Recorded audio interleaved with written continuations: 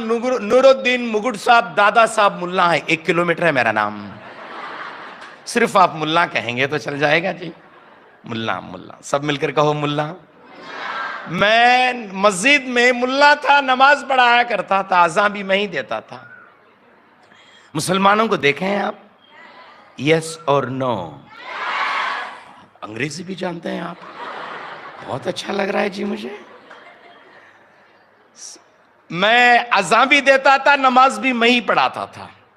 Church में घंटी बजाने वाला एक होता है और स्टेज पे आकर सरमन देने वाला दूसरा होता है। मस्जिद में भी वैसे ही होता है, अज़ान देने वाला एक होता है और नमाज पढ़ाने वाला दूसरा होता है। हमारे मस्जिद में कोई नहीं थे, अज़ान भी मैं ही देता था, नमाज भी मैं ही पढ़ाता था। अल्लाहु अकबर अल्लाहु अकबर कह देता था और नमाज भी मैं ही पढ़ाता था। 17 साल की उम्र तक मेरे गांव में मुझे यह भी पता नहीं था कि हिंदू और मुसलमान को छोड़कर दुनिया में कोई और जात है, कौम है, मजहब है। इतना अनजान था मैं, इतना अनपढ़ था मैं, इतना गरीब या उस इनसिग्निफिकेंट इलाके से आया हुआ इंसान था। मैं 17 साल की उम्र तक यीशु मसीह के बारे में बिल्कुल न जानने वाला, आज हजारों की तादाद में ऐसे लोगों को यीशु मसीह के बारे में बताने के लिए परमेश्वर मुझे सहायता किया। मैं परमेश्वर का धन्यवाद देना चाहता हूं। हमारे गांव में एक छोटी सी मस्जिद थी। जैसे मैंने बताया, मैं ही अज़ान देता था और नमाज में ही पढ़ाता था। बड़ी मुश्किल से चंद लोग नमाज को आया करते थे, वो भी बूढ़े लोग जो नौकरी नहीं है, काम नहीं है, रिटायर्ड हुए हैं, कोई नहीं आता था। बाजू गांव में मस्जिद में नमाज के लिए बहुत सारे लोग आ रहे हैं।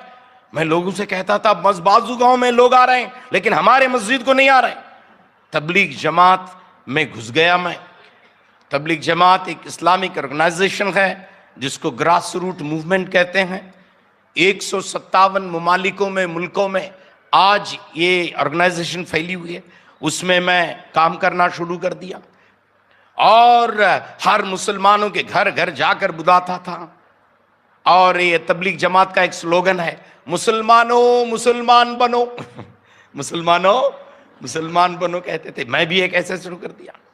और हमारी, जब मैं कॉलेज पढ़ाई कर रहा था और 18, 19, 20 साल की उम्र थी मुझे, और बहुत सारे लोगों को लाते थे और मैं लखनऊ जाकर कुरान पढ़ना चाहता था, मौलवी बनना चाहता था और इस्लाम के बारे में प्रचार करना चाहता था। घर घर जाकर, रमज़ान का महीना जब आ जाता था तो तुम्हें मालूम होगा कि अगर आप मुसलमान को जानते हैं तो रमज़ान के महीने में मुसलमान रोज़ा रखते हैं। रोज़े के पहले 4:30 या 4 बजे करीब सहरी के कहते हैं, खाना खा लेते हैं और मैं लालटेन पकड़ के हमारे इलाके की गली गली में जाता था, रोज़दारों रोज़े की सहरी का वक्त हो गया, उठो। ये तमाम काम करता था मैं। उसके बाद मैं अपने बड़े शहर बेंगलुरु किसी नौकरी के सिलसिले में मैं चला गया और उसके बाद मेरी ऑर्गेनाइजेशन को मैंने बदल दी। तबलीग जमात एक नाम ऑर्गेनाइजेशन से जुड़ा हुआ था मैं। वहाँ जाने के बाद जमात इस्लामी, जो कुरान को बहुत साइंटिफिक तरीके से पढ़ने वाले, उसमें एजुकेटेड लोग रहते हैं, उसमें मैं जुड़ गया। और 1980 की बात है। जुड़ते जुड़ते इतवार के दिन, संडे के दिन छुट्टी रहने की वजह से मुसलमानों के बीच में 5 वक्त की नमाज है, आपको मालूम होगा। फजर की नमाज कहते हैं जो सूरज निकलने से पहले अदा की जाती है। दोपहर की नमाज जिसको जोहर की नमाज कहते हैं, दोपहर के 1-1:30 बजे हो जाती है। असर की नमाज 5, 5:30 बजे के करीब है। मगरिब की नमाज 6, 6:30 बजे के करीब है। आखिर में इशा की नमाज 8:30 या 9 बजे के पहले हो जाती है। इतवार के दिन मस्जिद में ही रहते थे हम और बहुत पढ़ाई करते थे, कुरान, हदीस, ये इस्लामिक लिटरेचर को। 1980 की बात है। गल्फ में जंग हो रही थी, लड़ाई हो रही थी शिया सुन्नी के बीच में। वहाँ से मैगजीन आया करते थे। हम दुआ करते थे, अल्लाह सलामती और अमन को फैला दें, मुहैया कर, ऐसे दुआ करते थे। होते होते ऐसे हो गया कि जिहाद के बारे में पढ़ाई हो रही थी और जिहाद के बारे में मुझे ज़्यादा पसंद नहीं आया। उसके बारे में आप तमाम को ज़्यादा मालूमात नहीं होगी, इतना ही है कि इस्लाम फैलाने के लिए जो कुछ होता है वो करो, जिहाद भी करना है तो कर दो। ऐसा एक अकीदा, ऐसा एक विश्वास मुसलमानों के बीच में है। मुझे बिल्कुल उसके बारे में पसंद नहीं आया। बहुत सारे सवालात मेरे मन में उग रहे थे। अल्लाह के नाम से अल्लाह के बंदों को कत्ल करना, नऊजुबिल्लाह, या कभी भी कबूलियत के लायक नहीं है, कबूल कर नहीं सकते। ऐसे कशमकश हो रही थी। उस दौरान केरला के 2 लोग मेरे कमरे में आकर यीशु मसीह के बारे में बताना शुरू कर दिए।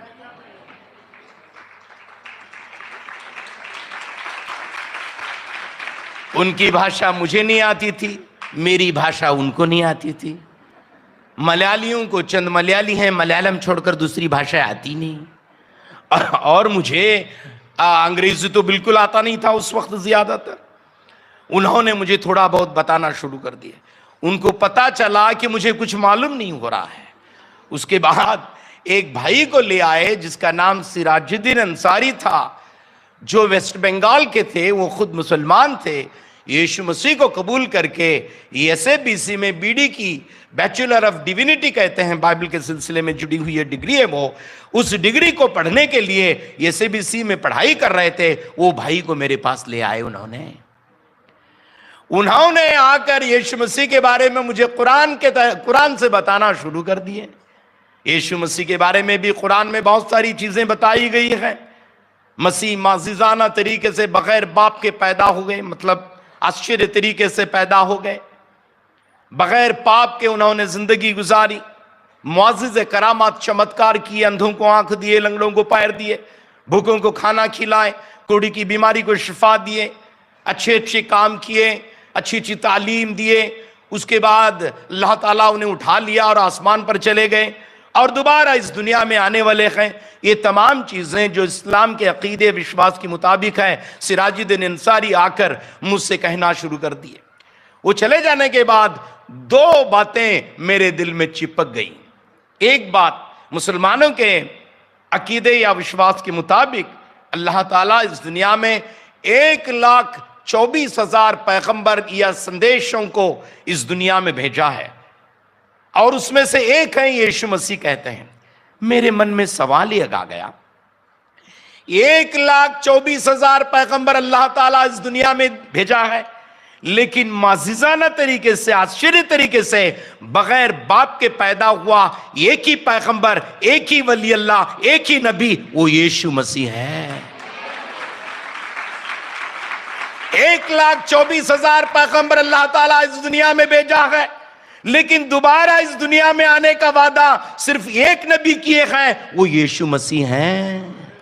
ये सवाल मेरे मन में उगना शुरू हुआ। क्यों? Why he alone? Why यीशु मसीह क्यों? यीशु मसीह क्यों? ये इंक्विजिटिव मुझे यीशु मसीह के बारे में ज्यादा जानने के लिए मुझे खींचते ले आया। आते आते मेरी कहानी बहुत लंबी है, बहुत बड़ी है और आने वाले दिनों में मुझे वक्त दिया गया बोलने का, बोलते जाऊंगा।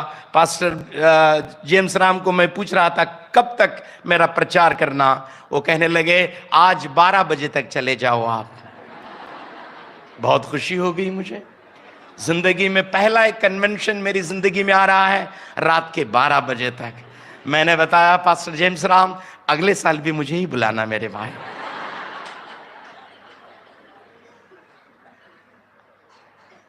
तकरीबन 8 महीने की कश्मकश होती रही मुझे। कुरान या बाइबल, मस्जिद या चर्च, क्रिश्चियनिटी या इस्लाम, बहुत सारी चीजें इसमें आकर्षित कर रही थी। और उसके बाद उन्होंने मुझे उर्दू बाइबल दे दी। मेरी मादरी जुबान उर्दू है, लेकिन हमारी स्टेट लैंग्वेज कन्नड़ा है। उर्दू में मुझे बाइबल दे दी उन्होंने। बाइबल में पढ़ते पढ़ते 3 किताबें मुझे बाइबल में बहुत पसंद आ गई। एक भजन संगीता, जबूर जिसे कहते हैं। और मैं बीमार था उस वक्त, बहुत परेशानी से गुजर रहा था। जब मैं भजन संगीता जबूर को जब कभी पढ़ता हूं तो बहुत अच्छा लगता था मुझे। आज भी जब मैं मुसलमानों के बीच में मसीह के बारे में पैगाम देने के लिए जाता हूं या कलीसिया को मुसलमान आ जाते हैं तो हमेशा जबूर को दिया करता हूं। हमारे पास बहुत सारे बुकलेट्स हैं, अलग अलग वक्त पर बीमारी के दौरान कैसे दुआ करना, सुबह को किस तरीके से दुआ करना, शाम को किस तरीके से दुआ करना। उर्दू में अलग अलग दुआओं को जबूर या भजन संगीत से चुनकर हम लिखे हैं, मुसलमानों को वही देते हैं। बहुत अच्छा लगता था मुझे। और उसके बाद ये पहाड़ी प्रचार, पहाड़ी वाज जिसे कहते हैं, यीशु मसीह पहाड़ पर बैठकर अपने पास आए हुए हजारों की तादाद में यीशु मसीह परमेश्वर के वचन को बांट रहे थे, उसको पहाड़ी वाज कहते हैं, पहाड़ी प्रचार कहते हैं। ओ बहुत मुझे पसंद आया। ऐसे पढ़ते पढ़ते पढ़ते पढ़ते पढ़ते पढ़ते पढ़ते इस आयत पर मेरी नजर गड़ गई जहां कहा गया है, अगर अपनों को मोहब्बत करने वालों ही को मोहब्बत करोगे तो क्या ज्यादा करोगे, अपनों को खाना खिलाने वालों ही को खाना खिलाओगे तो क्या ज्यादा करोगे, अपनों को खाने के लिए दावत देने वालों ही को दावत देगो तो क्या ज्यादा करोगे। गैर कौम के लोग वैसे करते हैं, महसूल लेने वाले वैसे करते हैं, लेकिन मैं तुमसे कहता हूं अपने दुश्मन से प्यार करो। मेरा दिल ये वचन को पढ़ने के बाद पिघल गया, कच्ची दीवार में कंकर जैसे चिपक जाता है।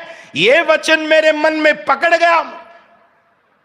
दुश्मन को अदावत करने के लिए, दुश्मन से नफरत करने के लिए, दुश्मन से बैर रखने के लिए, दुश्मन को कत्ल करने के लिए जब ये अकीदा सिखाया जाता है तो उसके बरअक्स मैं यहां देख रहा हूं कि दुश्मन को प्यार करने के लिए, मोहब्बत करने के लिए।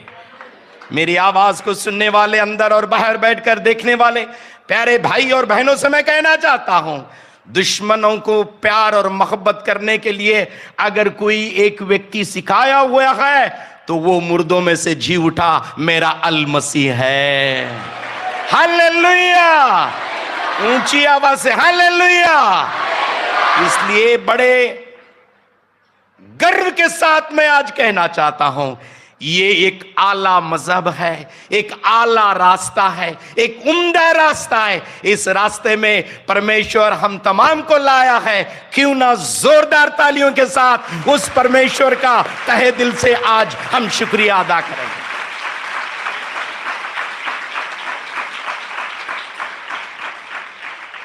फिर 40 साल हो गए मैं इस रास्ते में आकर, ईमानदारी से आपके सामने बताना चाहता हूं कि मेरी जिंदगी में एक भी दिन ऐसा नहीं गुजरा जहां इस्लाम और क्रिश्चियनिटी को मैं कंपेयर नहीं किया हूं।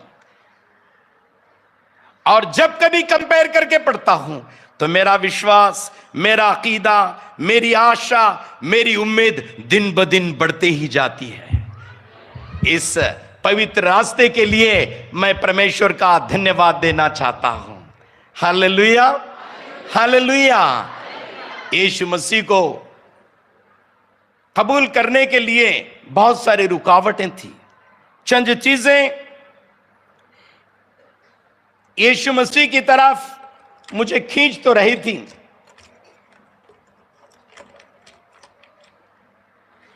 चंद चीजें यीशु मसीह की तरफ मुझे खींच तो रही थी, लेकिन बहुत सारी रुकावटें भी मुझे आ रही थी। एक दिन मैं उनसे बहस कर रहा था। ये एसएबीसी कॉलेज में बीडी की पढ़ाई कर रहे थे, बैचलर ऑफ डिविनिटी कहते हैं, वो एक बाइबल कॉलेज की डिग्री है। और हमेशा आया करते थे, बुधवार के दिन आया करते थे, बहस होती थी कुरान, बाइबल, इसके बारे में आर्ग्यू किया करते थे। एक दिन उन्होंने बताया कि भाई मुल्ला साहब, हम आपके साथ बहस करने के लिए हमारे पास वक्त नहीं है, हमें बाइबल कॉलेज जाना है, अगर नहीं जाएंगे तो वहाँ परेशानी हो जाएगी, अगर बहस करना है तो दोबारा कर देंगे, अब हम दुआ करने के लिए जा रहे हैं, अगर आप हमारे साथ दुआ करना चाहते हैं तो दुआ कर लो, या नहीं तो आप मेहरबानी करके चले जाइएगा। उन्होंने बताया। उस वक्त मैं डायलामा में था, इस तरफ भी नहीं उस तरफ भी नहीं, ना ही मुसलमान में पक्का हूं ना ही क्रिश्चियन की तरफ आया हूं, डोल मडल कहते हैं ना, ऐसे माहौल में था। मैं उनके साथ, मैं कहा मैं भी आपके साथ दुआ करना चाहता हूं। उस वक्त मैंने आंखें बंद कर दी, क्योंकि मुसलमान दुआ जब करते हैं, प्रार्थना नमाज वगैरह करते हैं, तो उस वक्त आंखें बंद नहीं करते। क्रिश्चियन लोग आंखें बंद करके दुआ करते हैं। मैं भी आंखें बंद कर दी और मैंने भी दुआ करना शुरू कर दी। दुआ मेरी क्या थी मालूम क्या? कुरान शरीफ की एक पहली आयत है, पहला सूरा जिसे कहते हैं, पहला चैप्टर है, उसमें ऐसी एक दुआ है, अहदिना सिरातल मुस्तकीमा सिरातल लजीना। उसमें ऐसे बताया, अल्लाह मुझे तेरे सीधे रास्ते पर चला। मैं भी यही दुआ की, अल्लाह ऐ खुदा मुझे सीधे रास्ते पर चला। मैं मानता हूं खुदा एक है, परमेश्वर एक है। खुदा अगर एक है, परमेश्वर अगर एक है, खुदा के पास जाने का रास्ता भी एक ही होगा। ऐ खुदा मैं जानना चाहता हूं दिल की गहराइयों से। उस रात जुमेरात का दिन था, गुरुवार का दिन था मुझे लगता है, उस दिन मैं प्रार्थना करना शुरू कर दिया। और करते करते करते थोड़े वक्त में ऐसे लगा कि कोई ठंडा पानी मेरे दिल में डाल रहा है। पवित्र आत्मा उस रात जोरावरी से मेरे अंदर काम करना शुरू कर दी। प्रार्थना के बाद फौरन वापस बाहर वो निकल आ गए। आने के बाद भाइयों को मैंने बताया कि भाई दुआ के दौरान मुझे बहुत अच्छा लगा, शांति लगी, ऐसे लगा कि तमाम मेरे शक ऐसे निकल गए जैसे सूखे हुए पत्ते पेड़ से गिर जाते हैं। बहुत आनंद हो गया, उनको भी बड़ी खुशी हो गई। दोबारा वो अंदर लेके चले गए, यीशु मसीह के बारे में बहुत सारी चीज़ें उन्होंने बताई। उस रात मैं यीशु मसीह को मेरे मुनज्जी के तौर पर, मेरे रक्षक के तौर पर उस रात मैंने कबूल कर दी। उस वक्त मेरी प्रार्थना, जीऊंगा तो मसीह के लिए, मरूंगा तो मसीह के लिए। वो अकीदा, वो विश्वास, वो डिसीजन आज भी है और मरने तक मैं रहूंगा। यीशु मसीह का रास्ता पाक रास्ता है। यीशु मसीह का रास्ता सच्चा रास्ता है। यीशु मसीह का रास्ता आसान रास्ता है। यीशु मसीह का रास्ता इंसानी रास्ता है। यीशु मसीह का रास्ता हर एक के लिए, हर एक कौम के लिए, हर एक नस्ल के लिए, हर एक माहौल के लिए, हर एक इलाके के लिए एप्लीकेबल रास्ता है। इसलिए इस रास्ते में परमेश्वर आप तमाम को लाया है, मुझे लाया है। मैं परमेश्वर का धन्यवाद देना चाहता हूँ। एक बात शुरू में आपके साथ बताना चाहता हूँ, हम यीशु मसीह के पास आए नहीं हैं, यीशु मसीह हमें लाया है। ये मत समझो कि हम यीशु मसीह के पास आए हैं। यीशु मसीह के पास हम आए नहीं हैं, यीशु मसीह हमें लाया है। हमें, जब मैंने यीशु मसीह को कबूल किया, अंदर का झंझट खत्म हो गया, बाहर का झंझट शुरू हो गया।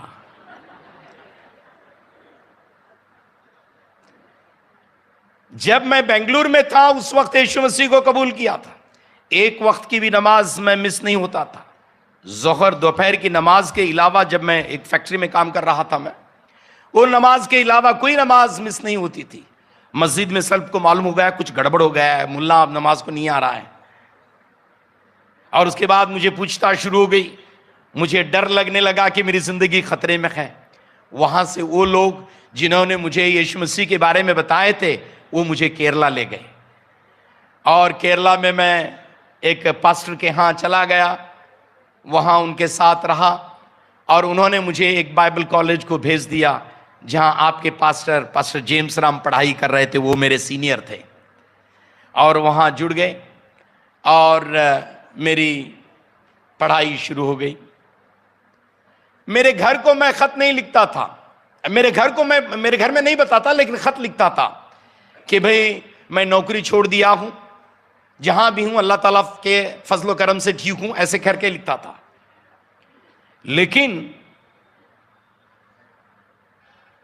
तकरीबन 10 या 11 महीने के बाद एक बीमारी थी। वो बीमारी दुआ के जरिए से मुझे छुटकारा मिला और उसके बाद मैं मेरे गांव के लोगों को खत लिखा, खास करके मेरी मां को। मैंने बताया, मम्मी मैं कर्नाटका में नहीं केरला में हूं, मैं अब मुसलमान नहीं क्रिश्चियन बन गया हूं। सिर्फ क्रिश्चियन बना ही इतना ही नहीं, क्रिश्चियन मौलवी बनने के लिए क्रिश्चियन मदरसा में ज्वाइन किया हूं। और उसके बाद उन्होंने 9 टेलीग्राम मुझे भेजे। Mother is very serious, start immediately. Mummy को बहुत सीरियस है, जल्दी आ जाओ।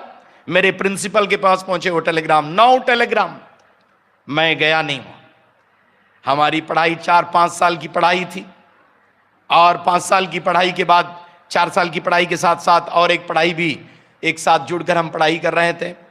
पढ़ाई के दौरान ग्रेजुएशन होने से पहले मुझे एक मैरिज प्रपोजल आ गया। नौजवान को मैरिज का प्रपोजल आने के बाद बड़ी खुशी हो जाती है। आपकी हंसी देखकर मुझे पता चला कि आपको भी खुशी हो रही है। शादी हुए लोग नहीं हंसे, शादी न होने वाले लोग ही हंस रहे थे। मेरी मां कहती थी शादी के पहले हंसता था, शादी के बाद रोता था। एक डॉक्टर आ गए, उनका नाम मुरलीधरन। वो आकर बताने लगे, भाई साहब आपके बारे में हमने सुना है कि मुसलमान कौम से आप आए हैं।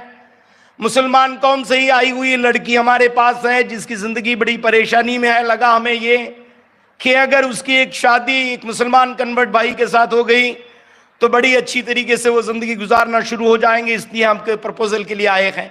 मैं कुछ नहीं बताया, लेकिन अंदर ही अंदर हंस रहा था।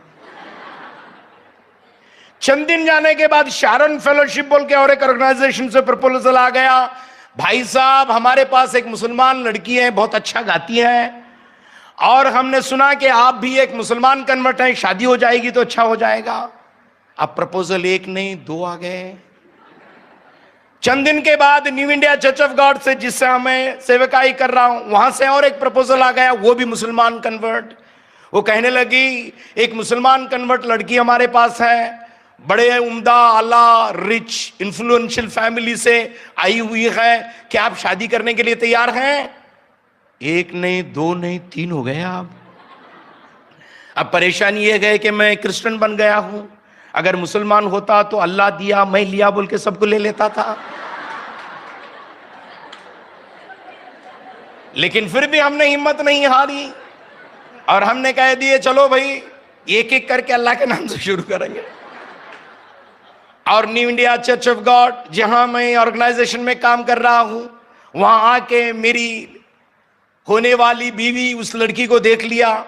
उसके साथ बातचीत करने के बाद पता चला 3 अलग अलग जगह से आए हुए 3 प्रपोजल, 3 लड़कियां नहीं, एक ही लड़की के बारे में 3 अलग अलग रिश्ते आ गए बस।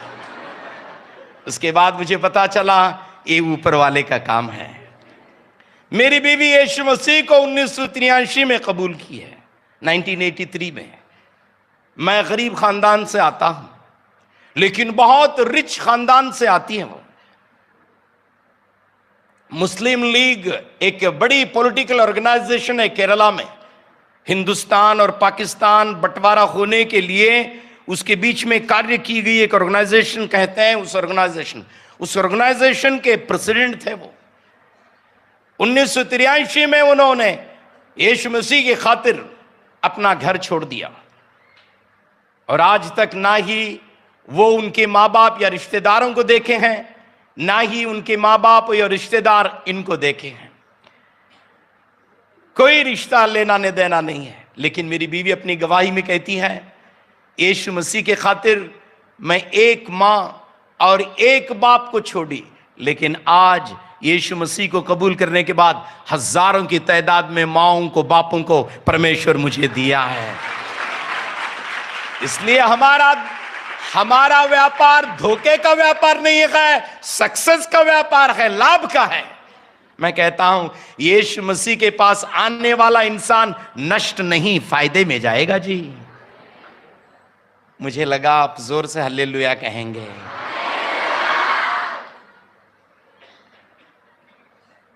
ऐसे हमारी जिंदगी गुजर रही है।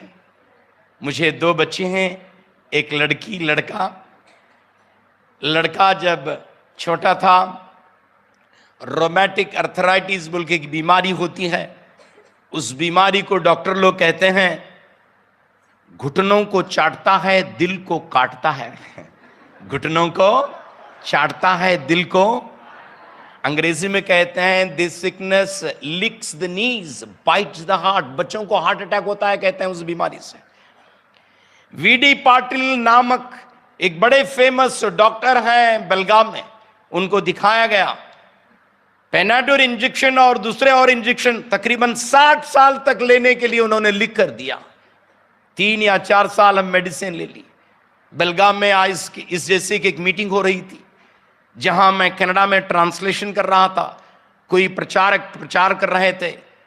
मीटिंग के दौरान, मीटिंग होने के बाद मेरा बेटा आकर मुझे कह रहा है, पापा मैंने कनाडा में एक आवाज सुनी कि परमेश्वर मुझे चंगाई दिया है। मैं समझा बच्चा छोटा है, मजाक कर रहा होगा। बच्चे सब लोग करते हैं, वही भी कर रहे हैं। मां के पास जाके बताया, वो प्रीचर के बीवी के पास जाके बताया, प्रीचर को बताया। उस वक्त मुझे लगा कुछ न कुछ हुआ है। एक हफ्ते 2 हफ्ते के बाद उसी डॉक्टर के पास हम लेकर जाकर दिखाने के बाद डॉक्टर ने बताया, बेटे को वो बीमारी बिल्कुल नहीं है। यीशु मसीह हमारे गुनाहों को माफ करने वाला है। इतना ही नहीं, हमारी चंगाई भी देने वाला है। अंधों को आंख देने वाला, लंगड़ों को पैर देने वाला, मुअज्जिज़ करामत करने वाला आज भी हमारे बीच में है। मैं मानता हूं आज भी यीशु मसीह चमत्कार करने के लिए हमारे बीच में उतर कर आया है। आमीन। इस चमत्कार पाकर ही इस मीटिंग के बाद हम जाने के लिए जा रहे हैं। 6-7 दिन, कितने भी दिन यहां रहते हैं, आपकी प्रार्थना प्यारे भाई और बहनों, दिल की गहराई से यह होना चाहिए, प्रभु जी तेरा छुटकारा पाए बगैर इस जगह को छोड़कर मैं नहीं जाऊंगी, इस जगह को छोड़कर मैं नहीं जाऊंगा। इस जिद्दी इरादे के साथ हम टिके रहेंगे तो परमेश्वर हमारे जिंदगी में बड़े बड़े कार्य करने के लिए आज भी शक्तिमान है। Hallelujah, hallelujah. कितने लोग तैयार हैं परमेश्वर के वचन को सुनने के लिए? बहुत अच्छे हाथ हैं आपके, चेहरे भी अच्छे हैं और हाथ भी अच्छे हैं। चलिए याकूब की किताब से कुछ और, मैं तैयारी के साथ आया था, लेकिन यहां ठहरने के बाद, आपके जोश और खरोश को देखने के बाद मुझे लगा कि कुछ और बताते जाऊं। याकूब की किताब से हम आज ध्यान करने के लिए जा रहे हैं। याकूब की किताब 5वें अध्याय से 7 विश्वासियों के बारे में बताने के लिए जा रहा हूं। मैं हमारे भाई से पूछ रहा था, आए हुए सब विश्वासी हैं क्या? लगता है पास्टर साहब 99% विश्वासी हैं। कितने लोग आज यहां बैठे हैं कह सकते हैं कि मैं यीशु की बेटी हूं और यीशु का बेटा हूं? अगर ऐसा कहते हैं तो अपना हाथ उठाइए और हालेलुया कह दीजिएगा। हालेलुया। विश्वासियों के बीच में मैं बैठा हूं। चलिए याकूब की किताब 5वां अध्याय 7 अलग अलग विश्वासियों के बारे में बताने के लिए जा रहा हूं। कितने विश्वासियों के बारे में? 7 अलग अलग विश्वासी। विश्वासियों में भी अलग अलग होते हैं। सो उन विश्वासियों के बारे में याकूब की किताब से आज बताने के लिए जा रहा हूं। जब मुसलमानों के बीच में आप यीशु मसीह के बारे में बताने के लिए जाते हैं तो मैं कहता हूं कि आप एक याकूब की किताब उनको बताते जाएंगे तो अच्छा लगेगा। एक माइक भी दे दो मुझे दूसरा, इसके साथ साथ और एक माइक भी दे दो।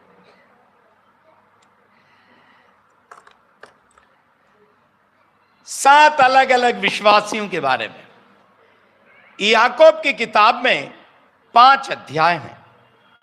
पहले अध्याय में बताया गया है हाउ टू स्टैंड, स्टैंडिंग के बारे में, ठहरने के बारे में। पहले अध्याय में क्या बताया गया है? ठहरने के बारे में। किसके बारे में? गिरना नहीं है हमें, हमें क्या करना है? ठहरना है, ठहरने के बारे में। दूसरे अध्याय में सर्विंग के बारे में, कैसे हमें खिदमत करना है, कैसे हमें सेवकाई करना है। तीसरे अध्याय में स्पीकिंग के बारे में बताया गया है, कैसे हमें बोलना है। चौथे अध्याय में सबमिशन के बारे में, मतलब हम अपने आप को कैसे समर्पित जीवन बिताना है, इसके बारे में बताया गया है। 5वें अध्याय में सफरिंग के बारे में, जिंदगी में आने वाले मुश्किलात का कैसे हम डट कर मुकाबला करना, इसके बारे में बताया गया है। स्टैंडिंग के बारे में, सर्विंग के बारे में, स्पीकिंग के बारे में, सबमिटिंग के बारे में और सफरिंग के बारे में। ये 5 अलग अलग सच्चाइयां याकूब की 5 अध्याय में बताया गया है। पहले अध्याय में आप कैसे मजबूती से ठहरे रहना, इसके बारे में बताया जा रहा है। अक्सर हम गिर जाते हैं। गिरने की 2 वजूहात होती हैं, 2 कारण। पहला कारण बाहर की शक्ति, उसको ट्रायल कहते हैं। दूसरा कारण अंदर की शक्ति, उसको टेम्पटेशन कहते हैं। Trial, temptation. ट्रायल मतलब दुख, संकट, मुसीबत, समस्याएं, बीमारियां, बाहर से आने वाली तमाम परेशानियां, दुख दर्द को अंग्रेजी एक लफ्ज में ट्रायल्स कहते हैं याकूब। अंदर से आने वाली एक शक्तियां हैं, उसको टेम्पटेशन कहते हैं, आजमाइशें कहते हैं। आजमाइशें, सब मिलकर कहो आजमाइशें। और एक बार जोर से। हिंदी में कुछ और शब्द है उसके लिए, क्या कहते हैं उसको? आजमाइशों, टेम्पटेशन। आजमाइशों में ना गिरूं, वचन की रोशनी दे प्रभु। आजमाइशों में ना गिरूं, वचन की रोशनी दे प्रभु। औरों के पापों को क्षमा करने को दे दे मसीह का मन मुझे। औरों के पापों को क्षमा करने को दे दे मसीह का मन मुझे। आराधना,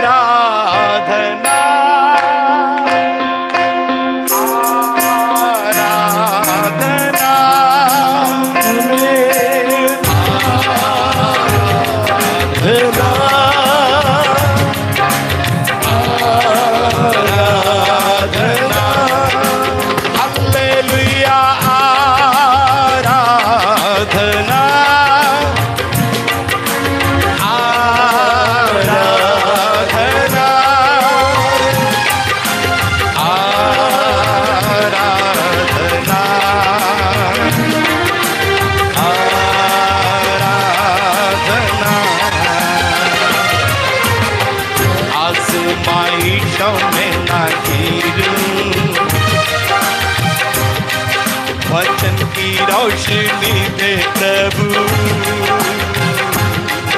आजमाइशों में ना गिरूं, वचन की रोशनी दे प्रभु। औरों के पापों को क्षमा करने को दे दे मसीह का मन मुझे। औरों के पापों को क्षमा करने को दे दे मसीह का मन मुझे।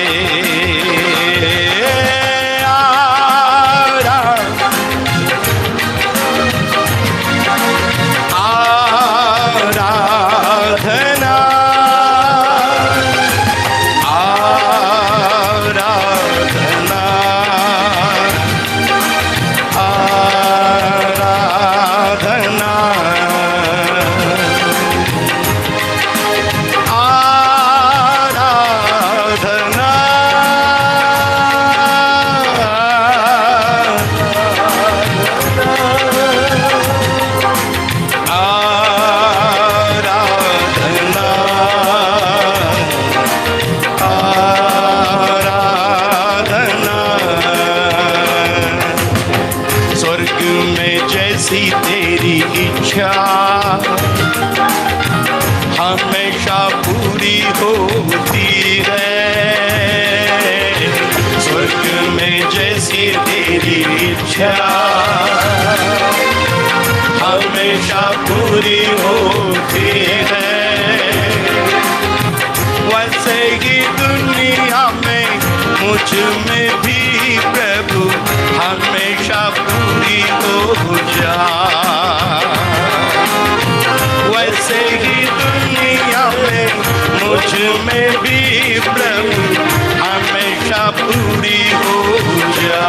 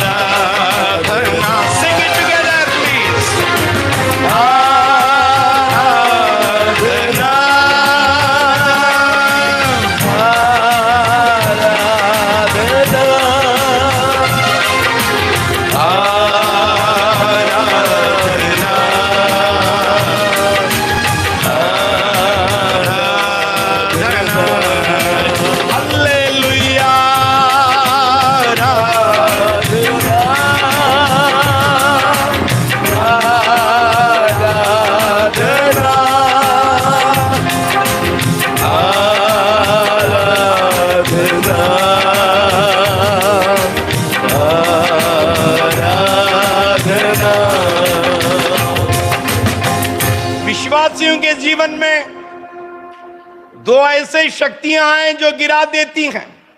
एक शक्ति बाहर से आने वाली शक्ति, सतावा हो सकता है, गरीबी हो सकती है, परेशानी हो सकती है, दुख दर्द हो सकते हैं।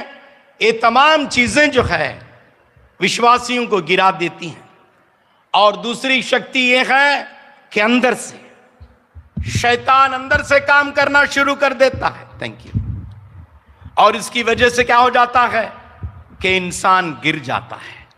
लेकिन बाहर से आने वाली शक्तियां क्यों ना हो, अंदर से आने वाले आजमाइशें क्यों ना हो, इन तमाम पर जय प्राप्त करने के लिए परमेश्वर के वचन की शक्ति की जरूरत है हमें। हालेलुया। इसलिए परमेश्वर के वचन को पढ़ना है, परमेश्वर के वचन को सुनना है। 1981 में यीशु मसीह को मैंने कबूल कर ली। 1982 में मैं वापस मुसलमान बनने की तैयारी में हो रहा था, जब मैं बाइबल कॉलेज में पढ़ाई कर रहा था। बहुत सारे शक, बहुत सारे डाउट मेरे मन में गूंज रहे थे, किसी को बता नहीं सकता था मैं। लेकिन मैंने तय कर ली कि मैं बाइबल को अच्छे से पढ़ूंगा। इसलिए 1982 यानी 1982 से बाइबल का पढ़ने वाला एक विद्यार्थी मैं बन गया। आज भी मैं एक बाइबल का विद्यार्थी हूं। जितना मैं परमेश्वर के वचन को पढ़ते गया, जितना मैं परमेश्वर के वचन को समझता गया, उतना मेरी मसीह जिंदगी में मैं जड़ पकड़ते गया। हालेलुया। परमेश्वर के वचन हमारे दिलों में होना है। परमेश्वर के वचन हमारे, किसी ने अंग्रेजी में कहा word should not be in the home. परमेश्वर का वचन घर में नहीं होना है। Word should not be in the head. परमेश्वर का वचन सर में नहीं होना है। Word should not be in the hand. परमेश्वर का वचन हैंड में नहीं होना है। The word of God should be in our heart. परमेश्वर का वचन हमारे दिलों में होना चाहिए। हालेलुया। वो जड़ पकड़ना है। इसीलिए मत्ती सुसमाचार 5-7वें अध्याय के आखिर में यीशु मसीह बता रहे हैं, मेरे इस कलाम को सुनकर उसके मुताबिक जिंदगी अमल करने वाला उस अक्लमंद और समझदार इंसान के मुआफिक हो जाता है, जो अपना मकान चट्टान पर बना देता है। हवा आ जाती है, तूफान आ जाते हैं, लहरें आ जाते हैं। ये घर चट्टान पर बनाया गया है, इसके लिए तूफान आने के बावजूद भी, लहरें आने के बावजूद भी ये मकान मजबूती से टिके रहेगा। खड़े रहो, सब मिलकर कहो। और एक बार, गिरना नहीं। हालेलुया। हम लोगों को खड़े रहने की कोशिश कर रहे हैं, लेकिन लोग गिरा रहे हैं। गिरना नहीं है, खड़े रहना। हमें क्या करना है? खड़े रहना, मजबूती से, हिम्मत से, दिलेरी से हमें खड़े रहना है। और दूसरी बात सेवकाई के बारे में बताया जाए, सर्विंग। दूसरी बात क्या है? सर्विंग, सेवकाई। सब मिलकर कहो, सर्विंग, सेवकाई के बारे में। जरा लेट हो जाएगा, इसके बारे में आप बिल्कुल फिक्र नहीं करना। मैं आज बताना चाहता हूं, तुम्हारे सबके खाने का इंतजाम किया गया है। हमारे गांव, जब गांव में खाने के बारे में बताते हैं ना, बुलाने की जरूरत नहीं, इंफॉर्मेशन हो गया तो चर्या बिरिया बोल के उठ आ जाते हैं। सेवकाई कैसे करना, विश्वास के साथ, ढोंगी सेवकाई नहीं होना, उसके बारे में, ढोंग के बारे में बताया जाता है। शैतानी विश्वास के बारे में, मुर्दे विश्वास के बारे में दूसरे अध्याय में आपको बता रहे हैं। तुम्हारा विश्वास मुर्दा नहीं होना है, तुम्हारा विश्वास ढोंगा नहीं होना है, तुम्हारा विश्वास बदनीयती से नहीं होना है, तुम्हारा विश्वास बदअखलाकी से नहीं होना है। ये तमाम चीजें दूसरे अध्याय में याकूब जिक्र कर रहे हैं। तुम्हारा विश्वास, तुम्हारे सेवकाई इब्राहिम के जैसे होना चाहिए, राहब के जैसे होना चाहिए। सेवकाई के बारे में याकूब बता रहे हैं। तीसरे अध्याय में बातचीत करने के बारे में, संभल के बोलना, एहतियात से बात करना, हमारी जुबान में जिंदगी और मौत है, उसके बारे में बताया जा रहा है। चौथे अध्याय में अपने आप को परमेश्वर के हवाले पूरी तरह से कर देना, परमेश्वर कार्य करेगा। सो ये बहुत सारी चीजें इन अध्याय में बताया गया, लेकिन आज हम 5वें अध्याय की तरफ ध्यान करने के लिए जा रहे हैं। इसमें 7 अलग अलग विश्वासियों का जिक्र किया गया है। कितने विश्वासी? और एक बार जोर से, कितने विश्वासी? 7 विश्वासी। और पहले वचन से लेकर 6ठे वचन तक एक विश्वासियों के बारे में बताया गया है। 7वें वचन से लेकर लगता है 9वें वचन तक दूसरे विश्वासियों के बारे में बताया गया है। 10वें वचन से लेकर 11वें वचन तक और एक विश्वासी के बारे में बताया गया है। 12वें वचन में एक और विश्वासियों के बारे में। 13 से लेकर 16 तक 5वें विश्वासी के बारे में। 17वें वचन से लेकर 8वें वचन तक 6ठे विश्वासी के बारे में। 19वें वचन से लेकर आखिर तक 7वें विश्वासियों के बारे में। इस अध्याय में 7 पैराग्राफ हैं। 1 से 6 तक एक पैराग्राफ, 7 से 9 तक दूसरा पैराग्राफ, 10 से 11 तक तीसरा पैराग्राफ, 12 चौथा पैराग्राफ, 13 से लेकर 16 तक 5वां पैराग्राफ, 17 से लेकर 18 तक 6ठा पैराग्राफ, और 7वां 19 से लेकर लगता है 21 तक 20 तक आखिरी पैराग्राफ। इसमें 7 अलग अलग विश्वासियों का जिक्र किया गया है। पहले विश्वासी को मैं कहता हूं बोझल विश्वासी, बर्डन्ड बिलीवर्स। सब मिलकर कहो बोझल विश्वासी। और एक बार जोर से। कोई सो तो नहीं गए ना? सो रहे हैं क्या? नींद आ रही है किसी को? मेरे मीटिंग में ना, छोटी बड़ी मीटिंग में गया हूं, कहीं ना कहीं किसी न किसी तरीके से एक बंदा एक बंदी सोती है। मुझे बड़ी ताज्जुब होती है मेरी मीटिंग में क्यों लोग सोते हैं। मैं मेरी बीवी को आकर मैंने पूछा, ऐ मेरी महबूबा, क्या राज है कि मेरी मीटिंग में कहीं ना कहीं लोग सोते ही हैं? बीवी कहने लगी, पास्टर साहब, पतिदेव, आपके मीटिंग में इतनी अनॉइंटिंग है, रात को न सोने वाले चर्च में आकर सो जाते हैं। डॉक्टर के पास पैसे देकर सोने के लिए मांगने के लिए जाने वाले चर्च में आकर फुक्कट में सो जाते हैं। तो कितना बड़ा अच्छा हूं देखो मैं। सो मत यहां। 7 किस्म के विश्वासी। पहले विश्वासी का नाम बोझल विश्वासी। सब मिलकर कहो बोझ से दबे हुए विश्वासी। यीशु मसीह को कबूल तो किए हैं, यीशु मसीह के रास्ते पर आए तो हैं, लेकिन बोझ से दबे हुए हैं। याकूब की किताब को अगर आप पढ़ेंगे तो वहां दौलतमंद लोग थे, चर्च को आते थे। लगता है वो विश्वासी नहीं थे, चर्च को आते थे नाम कमाने के खातिर, कोई और मकसद से आते थे। लेकिन ये गरीब, लाचार और मामूली सी विश्वासियों को दबाते थे वो, और बहुत जुल्म देते थे वो। और उनके बारे में 6ठे वचन में बहुत अच्छी तरीके से लिखा हुआ है किस तरीके से वो परेशानी से गुजर रहे थे। तुमने रास्तबाज शख्स को जो तुम्हारा मुकाबला नहीं करता कसूरवार ठहराया और उसे जान से मार डाला। विश्वासियों के बारे में बताया, वो जो है रास्तबाज, यीशु मसीह को पाकर रास्तबाज हुए हैं, नीतिमान हुए हैं, मुकाबला करने के लिए उनको शक्ति नहीं है, उनको बदनाम कर रहे हैं, कसूरवार ठहरा रहे हैं, गलत ठहरा रहे हैं, परेशान कर रहे हैं, मार रहे हैं, दुख दर्द कर रहे हैं। और ये चर्च में क्या करते थे, ये दौलतमंद आने के बाद स्टेज पर बुला देते थे। आते वक्त अंगूठी दिखा के आ जाता था, अंगूठी है, अंगूठी है, अंगूठी वाले को सामने बिठा देते थे। यहां अक्सर यही अंगूठी दिखाता है वो। याकूब कह रहे हैं ये अंगूठी दिखाने वाला, ऐशो इशरत से जिंदगी बिताने वाला, बहुत कीमती कपड़े पहनने वाला, ये क्या आपको कैद खाने में डाल नहीं रहा है, मार नहीं रहा है? ऐसे मार रहे हैं। मतलब ये हुआ कि ऐसे भी विश्वासी थे, यीशु मसीह को कबूल तो किए थे, चर्च को आ तो रहे थे, प्रार्थना कर तो रहे थे, बाइबल पढ़ तो रहे थे, लेकिन परेशानी की बात यह है आज भी दुखी थे, बोझ से दबे हुए लोग थे वो। यीशु मसीह उन लोगों के बारे में मत्ती सुसमाचार 11वां अध्याय उसके 29 और 28वें वचन में बताया गया है कि मालूम है आपको, बोझ से भरे हुए लोगों तुम तमाम मेरे पास आओ, मैं तुम्हें आराम दूंगा। यीशु मसीह बता रहा है, बोझ से दबे हुए लोगों, मैं मेहनत उठाने वालों, तुम तमाम मेरे पास आओ, मैं तुम्हें आराम दूंगा।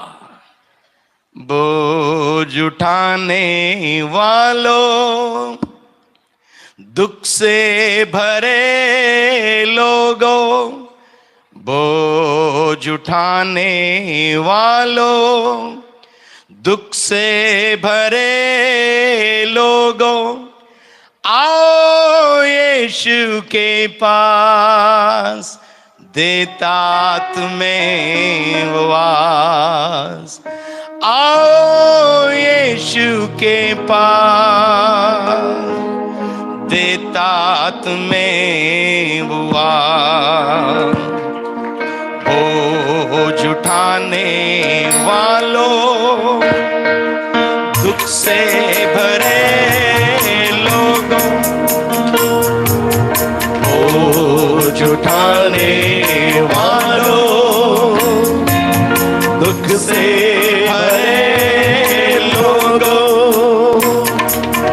आओ यीशु के पास, देता तुम्हें वास।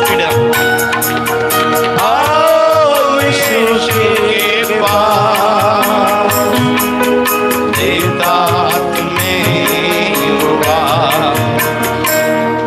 गा सकते हैं मेरे साथ? आपके गीतों को सुनकर मुझे गीत गाने के लिए आ रहा है। प्रचार कम करूं, गीत ज्यादा करूं, ऐसे लग रहा है मुझे। सब मिलकर कहोगे मेरे साथ? बोझ उठाने वालों, ऊंची आवाज से, बोझ उठाने वालों, दुख से भरे लोगों, आओ मेरे पास, देता तुम्हें वो आस। बोझ उठाने वालों, दुख से भरे लोगों, बोझ उठाने वालों, दुख से भरे लोगों, आओ यीशु के पास, देता तुम्हें वास। आओ यीशु के पास, देता तुम्हें वास। चाहे हो बीमारी या हो बदकारी, चाहे हो बीमारी या हो बदकारी, ईमान से पाएगा तू कामिल रिहाई। बोझ उठाने वालों, दुख से भरे लोगों, बोझ उठाने वालों, दुख से भरे लोगों,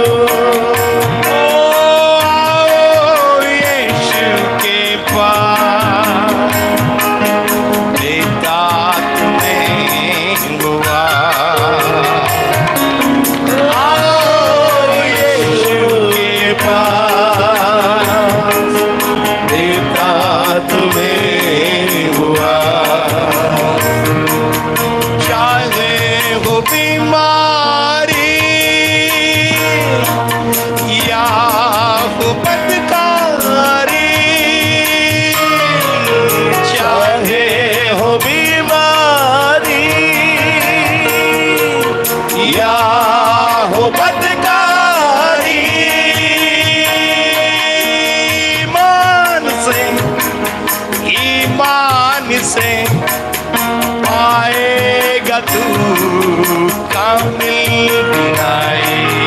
बोझ उठाने वालों, दुख से भरे लोगों, बोझ उठाने वालों, हालेलुया, दुख से भरे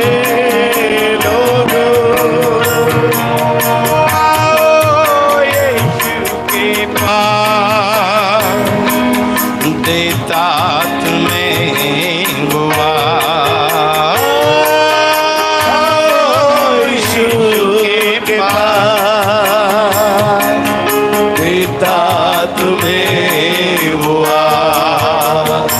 यीशु मसीह दुख और बोझ उठाने वाले लोगों को देखकर बुला रहे हैं, आए मेहनत कशो बोझ उठाने वालों, तुम तमाम मेरे पास आओ, मैं तुम्हें आराम दूंगा। उसके बाद यीशु मसीह कह रहे हैं, मेरे पास आओ और मेरा जुआ अपने कंधों पर ले लो। होता ये है कि मसीह के पास आते तो हैं, लेकिन मसीह का जुआ हमारे कंधों पर लेते नहीं। हम मसीह का जुआ हमारे कंधों पर लेने का मतलब कमिटमेंट।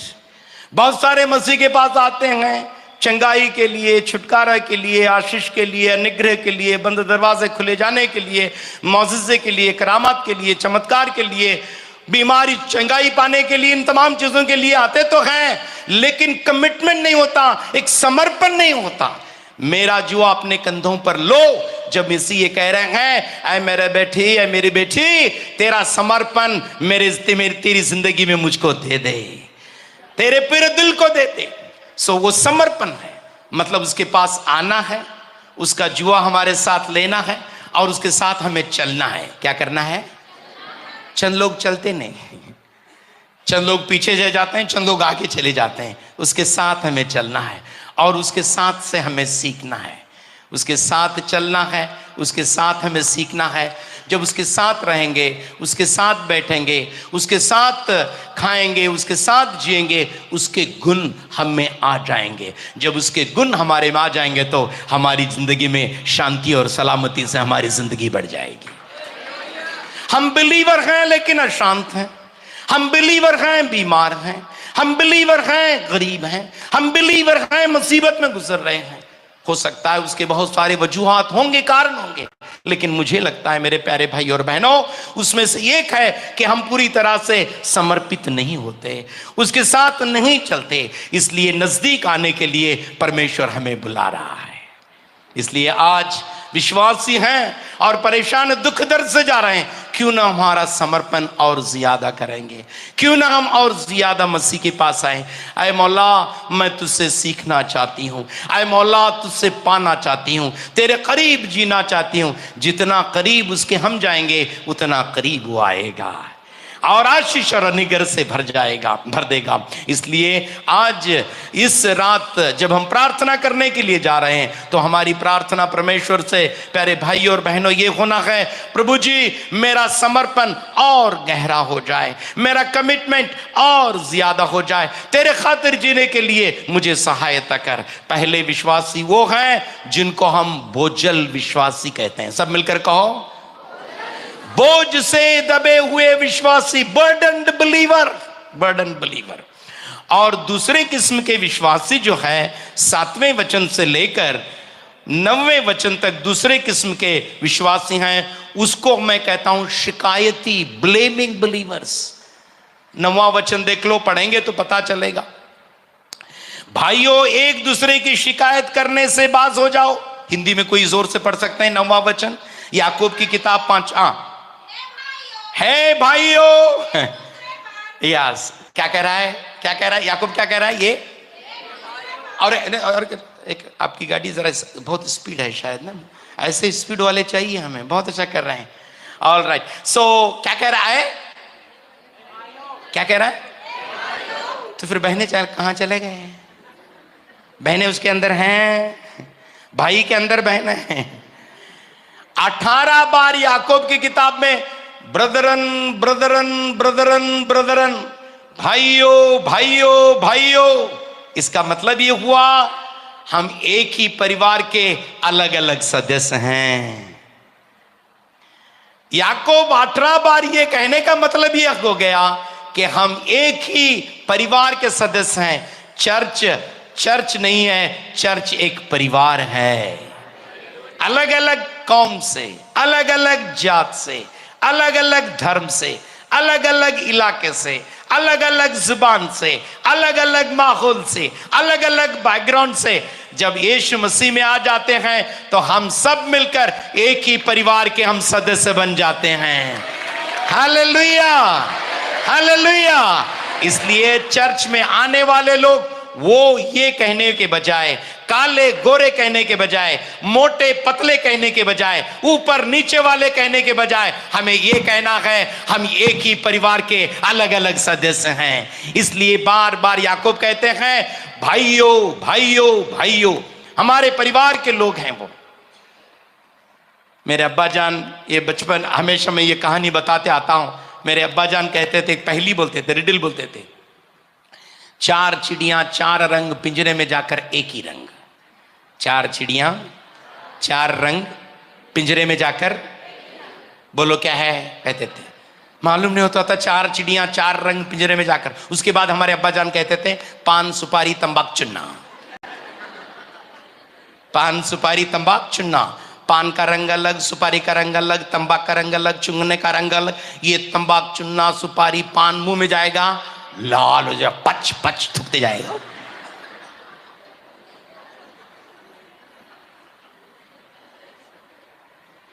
अलग अलग रंग से, अलग अलग ढंग से, अलग अलग माहौल से आने वाले हैं। याद रखे, चर्च में आने के बाद एक ही पिता के बच्चे हैं हम। हालेलुया, ये सच्चाई है। पढ़िए पढ़िए, 9वां वचन पढ़िए।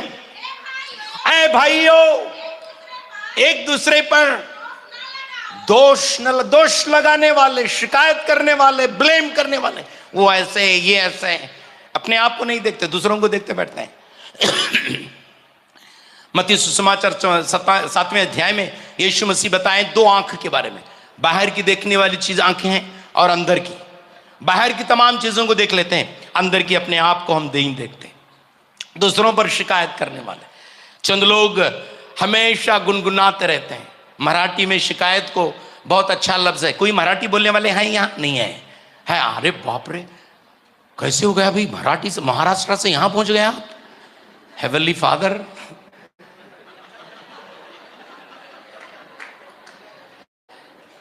ब्लेम देने वाले, दोष देने वाले को कुरकुर कुरकुर कहते हैं। सब मिलकर कहो कुरकुर। एक कुरकुरे देखें आप, कुरकुर में मार्केट है, वहां से आ गया कुरकुर कुरकुर। चंद लोग हैं हमेशा कुरकुर, कितना भी अच्छा खाना दो वो भी कुरकुर कुर, कितनी भी अच्छी शादी क्यों ना हो फिर भी कुरकुर कुर, कितना भी अच्छा कन्वेंशन हो क्यों कुरकुर कुर, कितना भी अच्छा गाना हो क्यों ना हो क्यों कुरकुर, सब कुरकुर कहते हैं। इसलिए क्या हो जाता है, उनका पूरा जिस्म कुरकुर कुरकुर कहते रहता है। कूड़ने वाले, ब्लेम करने वाले, शिकायत करने वाले, उनके लिए क्या करना है, उनको कैसे जिंदगी सुधारना है, 7वें वचन से बताया गया। इसलिए मेरे भाइयों, 7वां वचन बता दो, 7वां वचन पढ़ लो, 7वें वचन से पढ़ लो। 7वां वचन, 5वें अध्याय के 7वां वचन। इसलिए आए भाइयों, प्रभु के आगमन तक, हाँ, कब हमें धीरज करना है। क्या करना है? धीरज का मतलब सबर। सबर, सब मिलकर कहो सबर। और एक बार जोर से। किसी को मैं काउंसलिंग करते करते बताया सबर करो सबर करो, उसके बाद उसका पति बाहर है, कब तक सबर करना है पास्टर, कब्र में जाने को वक्त आ गया। आप सब मिलकर कहो सबर। और एक बार सबर करना। कब तक सबर करना? जब तक यीशु मसीह इस विषय में काम नहीं करेगा उस वक्त तक हम सब्र करना है। परमेश्वर तू कार्य कर, परमेश्वर तू कार्य कर, परमेश्वर तू कार्य कर। शिकायत करने वाले, गुनगुनाने वाले, कुरकुर करने वाले, दोष देने वाले विश्वासियों को क्या क्या करना है 7वें वचन में बताया जा रहा है। परमेश्वर के आने तक धीर रख, मतलब सब्र कर। सब्र से जिंदगी नहीं उतारेंगे तो जीते जी कब्र जाएंगे हम, जीते जी कब्र जाएंगे। चंद लोग कहते हैं पास्टर मेरा घर नरक बन गया है, पास्टर मेरा घर नरक बन गया। अगर यीशु मसीह हमारे जिंदगी में आ जाएगा तो स्वर्ग को जाने की जरूरत नहीं, स्वर्ग हमारे घर में ले आएगा यीशु मसीह। एक बात यीशु मसीह के बारे में मेरे प्यारे भाई और बहनों आप तमाम को समझना चाहिए, यीशु मसीह हमें स्वर्ग को ले जाने के लिए नहीं, हमारे बीच में स्वर्ग को लाने के लिए आया है। इसलिए दुआ करने के लिए मसीह हमें सिखाया है, आए हमारे आसमानी बाप, तू जो आसमान पर है, तेरा नाम पाक माना जाए, तेरी बादशाही आए, जैसी तेरी मर्जी आसमान में पूरी होती है वैसी तेरी मर्जी इस दुनिया में। Hallelujah, hallelujah. इसलिए हम स्वर्ग को जाने वाले ही नहीं, स्वर्ग को यहां लाने वाले हैं। एक दिन यीशु मसीह बादलों पर आ जाएगा, स्वर्ग यहां आ जाएगा। ऐसा है कि किताब 11वें अध्याय में उसका जिक्र बेहतरीन तरीके से बताया गया है। इसलिए शिकायती विश्वासियों के लिए बताया गया है, भाइयों खुदा के आने तक, मतलब परमेश्वर के कार्य करने तक सब्र करो। और दूसरी एक तस्वीर बताई गई है, देखो उसके बाद पढ़ते जाइए बेटी। देखो, सुनो सुनो, कह रहा देखो, दिखा रहा है। यीशु मसीह वैसे कह रहे थे, जैसे यीशु मसीह टीचिंग कर रहे थे ना, वैसे ही टीचिंग याकूब की है। याकूब की टीचिंग्स, याकूब की बातें, याकूब के ख्यालात, याकूब के उस विचार जो है यीशु मसीह से बहुत मिलते जुलते हैं। जब फिक्र से जिंदगी गुजार रहे थे चेलो, तो फौरन कहने लगे देखो आसमान के परिंदों को, ना ही बोते हैं ना ही काटते हैं, फिर भी तुम्हारा आसमानी बाप उनकी तमाम चीजों को मुहैया कर देता है। देखो, सब मिलकर कहो देखो, और एक बार सब मिलकर देखो। अच्छों को देखना है, मैं बुरों को देखना नहीं है, ये आलतू फालतू लोगों को देखना नहीं है। चंद लोग चर्च को आना बंद कर देते हैं, कहते हैं क्या हो गया, चर्च में सब डुप्लीकेट लोग हैं, चर्च में सब गंदे लोग हैं, इसलिए मैंने आती। अरे भाई, गंदे लोगों के साथ साथ अच्छे लोग भी हैं। हमारी नजर गंदों पर नहीं, अच्छे लोगों पर होना चाहिए। अगर अच्छे बनना है तो अच्छों पर करो। कह रहे हैं, याकूब कह रहे हैं देखो, क्या कह रहे हैं, और एक बार क्या कह रहे हैं, देखो, देख लो। जब मैं केरला में गया तो मुझे मलयालम गीत बहुत पसंद आते थे। मलयाली कोई है यहाँ, मलयाली कोई, केरला भाषा वाले, केरला के कोई हैं?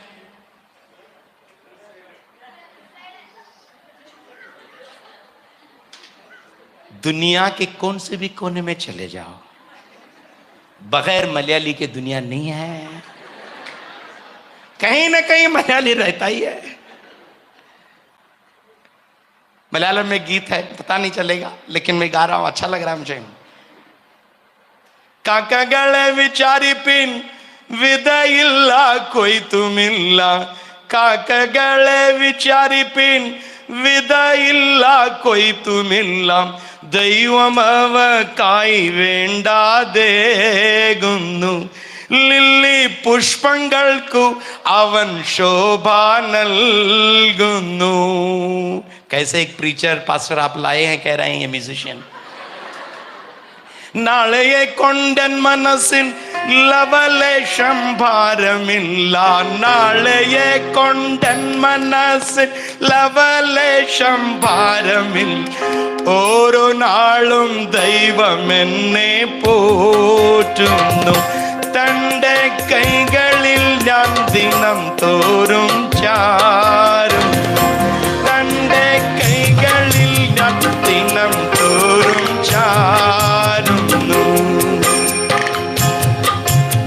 കാക്കകളെ വിചാരിപ്പിൻ വിതയില്ല കൊയ്ത്തുമില്ല, കാക്കകളെ വിചാരി വിതയില്ല കൊയ്ത്തുമില്ല, ദൈവം അവക്കായി വേണ്ടാതെ ഗുന്നു, ലില്ലി പുഷ്പങ്ങൾക്കു അവൻ ശോഭ നൽകുന്നു, ലില്ലി പുഷ്പങ്ങൾക്കു അവൻ ശോഭ നൽകുന്നു। विचार, भार, संकट, समस्या से यीशु मसीह के चेले यीशु मसीह के पीछे गुजर रहे थे। उस वक्त मसीह बता रहे हैं, आसमान में उड़ने वाले टहनी पर बैठे हुए परिंदों को देखो, ना ही बोते हैं ना ही काटते हैं, फिर भी तुम्हारा बाप उनकी कदर करता है, तो क्या आपकी मदद नहीं करेगा? हालेलुया। परिंदों का बाप नहीं है वो, जंगली जानवरों का बाप नहीं है, वो मेरा बाप है। अगर मेरा बाप उनको खिला रहा है तो मुझे खिलाए बगैर रह सकता है क्या? कभी नहीं। मेरी तमाम जरूरतों को मुहैया करने वाला मेरा आसमानी बाप है, मेरा परवरदिगार। हालेलुया। इसीलिए दाऊद कह रहे हैं, खुदावंद मेरा चौपान है, मुझे कमी नहीं होगी। हरी हरी चिरागांव में वो मुझे बिठाता है, राहत के चश्मों के पास मुझे ले चलता है, और काश मेरा गुजर मौत की वादी से भी क्यों ना हो, मैं किसी बला से नहीं डरूंगा। आगे पीछे आजू बाजू अंदर बाहर चौगिरत परमेश्वर मेरे साथ है। देखो देखो उन लोगों को जो सब्र से कामयाब हुए हैं। पढ़िएगा 7वें वचन के, देखो वहां से, और एक बार देखो, बताइएगा। देखो किसान पृथ्वी की, हाँ हाँ, किसान की तस्वीर बता रहे हैं। देखो किसान को देखो, कितनी मेहनत करता है वो, कितनी कोशिश करता है वो, और बारिश का इंतजार करते जाता है, और जब फसल आ जाती है तो उसको मिल जाती है। इसलिए बताया जा रहा है सब्र करने वाले, किसान के जैसे सब्र करने वाले मसीह हमारे जिंदगी में आकर कार्य करने तक सब्र करने वाले हो जाओ। और उसके बाद देखो किसान जमीन से कीमती पैदावार हासिल करने के लिए खिज़ां और बहार की बारिश का सब्र से इंतजार करता है। खिज़ां और बहार की बारिश के लिए, पहली और पिछली बारिश के लिए कितने सब्र के साथ विश्वासियों को सब्र के बारे में, किसान के सब्र के बारे में बताया जा रहा है। 8वें वचन में, तुम भी सब्र करो ताकि साबित कदम रहो क्योंकि खुदावंद की आमद नजदीक है। 8वां वचन हिंदी में बेटी, तुम भी धीरज रहो, हाँ हाँ, स्थिर करो अपने हृदय को, मतलब स्थिर करो, क्योंकि या स्थिरता से रहेंगे, सब्र करेंगे तो परमेश्वर हमारी जिंदगी में कार्य करना शुरू कर देगा। और उसके बाद 9वें वचन में वो बताया जा रहा है, शिकायत करने वाले न बने भाइयों, एक दूसरे की शिकायत करने से बाज रहो ताकि तुम सजा न पाओगे। देखो इंसाफ करने वाला दरवाजे पर खड़ा है। हमारे इंसाफ करने वाला कहाँ है? द्वार पर है, दरवाजे पर है, नजदीक है, दूर नहीं है। हमारी इंसाफ करने वाला, हमारी मदद करने वाला, हमारे साथ रहने वाला, वो दूर नहीं है, नजदीक है। इसलिए शिकायती विश्वासी न बनो। पहले विश्वासियों के बारे में बता रहे थे, बर्डन्ड बिलीवर्स, मतलब बोझ से दबे हुए विश्वासी। उनको मसीह के पास आना है, उनको मसीह का जुआ लेना है, उनको मसीह के साथ चलना है, उनको मसीह से सीखना है, उनको मसीह से पाना है। ये करते जाएंगे तो शांति, समाधान, अमन, इत्मीनान, शांति हमारे जिंदगी में नदी के जैसे परमेश्वर बहाना शुरू कर देगा। इसलिए अगर आप ऐसे विश्वासी हैं, क्यों ना नजदीक हम आए, क्यों ना हम नजदीकी रिश्ता उसके साथ जोड़ दें। उसके बाद शिकायत करने वाले न बने, इंसाफ करने वाला है। बेइंसाफी जब हो जाती है तो शिकायत कर देते हैं, मुझसे बेइंसाफी हो गई, मेरा खेत चला गया, मेरा घर चला गया, मेरी जायदाद चली गई, मेरा स्थान चला गया, मेरी नौकरी चली गई, बेइंसाफी मुझे हो गई। लोग बेइंसाफ करते हैं, लेकिन परमेश्वर जो हमारे साथ है इंसाफ देने वाला है। लोग बेइंसाफी करते हैं, लेकिन परमेश्वर हमें इंसाफ देने वाला है। वो इंसाफ, परमेश्वर की खातिर हमें ठहरने वाले होना चाहिए। दूसरे किस्म के विश्वासियों के बारे में हम देख रहे थे। चलिए जल्दी जल्दी चलते जाएंगे। तीसरी किस्म के विश्वासी 10 और 11वें वचन में, उसको मैं ब्लेसेड बिलीवर कहता हूं। सब मिलकर अंग्रेजी में कहो, ब्लेसेड बिलीवर, मतलब बरकती, आशीषित विश्वासी। आशीषित विश्वासी ऐसे होना चाहिए हम। आशीषित कैसे? शिकायती विश्वासी बनना है, आशीषित बनना है, या हम आशीषित बनना है। पढ़ लीजिए वो उस वचन में आशीषित विश्वासियों के बारे में। ऐ भाइयों,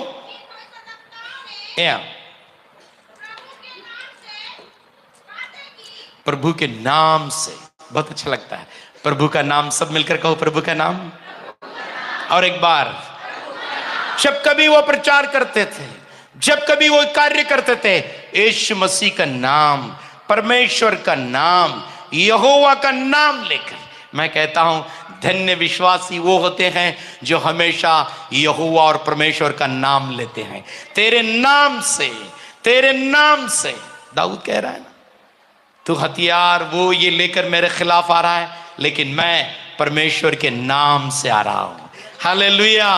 परमेश्वर के नाम में शक्ति है, परमेश्वर के नाम में कुवत है। परमेश्वर के नाम से जीने वाले धन्य विश्वासी वो है, तेरे नाम के खातिर। उसका नाम, वो गीत है ना, तू बड़े मैं घटूं, क्या है वो?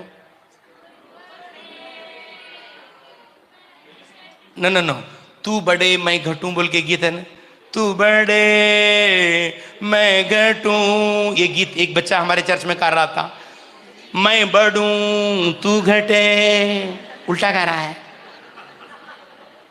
उल्टा कह रहे हो, तू बड़े मैं घटू है, वो है ना, कौन कौन बड़े? यीशु का नाम बड़े और कौन घटे? मेरा नाम। ये उल्टा कह रहा है, मुल्ला का नाम बड़े तेरा नाम घटे। हमारा मुल्ला का नाम डालते जा रहा है, सर जगह नाम मुल्ला का नाम। मुल्ला तेरा नाम बंद कर दे, जमीन और आसमान को पैदा किया उसका नाम डाल दे। धन्य वो होते हैं जो अपने नाम को निकाल देते हैं, यीशु मसीह का नाम डाल देते हैं। हालेलुया। किसी ने आकर जंगल में बपतिस्म देने वाले यूहन्ना को पूछा कि आने वाला मसीहा तू ये क्या? लोग आ रहे थे, रायपुर से लोग आए, अलीगढ़ से लोग आए, वहां से यहां से लोग आकर पूछ रहे मुल्ला आने वाला मसीहा तू है क्या? अगर मेरे पास आकर बैठे तो मैं कॉलर वगैरह टाइट करके बताता, हाँ जी मैं ही हूं जी, हाँ जी मैं ही हूं ना, मैं मसीह नहीं हूं। मेरी औकात ये भी नहीं है कि मैं झुककर उसके पैरों के जूते के तिश्बी भी खोल सकूं, ये औकात मुझ में नहीं है। वो बड़े मैं घटूं, उसका नाम, जब उसका नाम ऊंचा करोगे तो हमें ऊंचा करेगा। धन्य विश्वासी वो हैं जो यीशु मसीह का नाम लेते हैं। यीशु मसीह का नाम, यीशु मसीह की खातिर ठहरने वाले, अपने लिए ठहरने वाले होना नहीं चाहिए। एक केरला में एक पास्टर थे, वो पास्टर अमेरिका में जब जा रहे थे तो बाइबल ऐसे सर पर हाथ रख के जा रहे हैं, बोलते ऐसे, सब लोग देख रहे हैं और उन्होंने आकर बताया कि क्यों ऐसे किए आपने। ये लोगों को बताना चाहते थे कि जब मैं यीशु मसीह का नाम ऊपर उठाना शुरू कर दिया तो मुझे यीशु मसीह ऊपर उठाना शुरू कर दिए। जब यीशु मसीह का नाम हम उठाएंगे, यीशु मसीह का नाम ऊंचा करेंगे तो वो हमारे जिंदगी में हमारे नाम को ऊंचा करेगा। हम धन्य विश्वासी हो जाते हैं। हालेलुया। सो ये देखो, और एक बार पढ़ते जाइएगा 10वां वचन। आए भाइयों, यस यस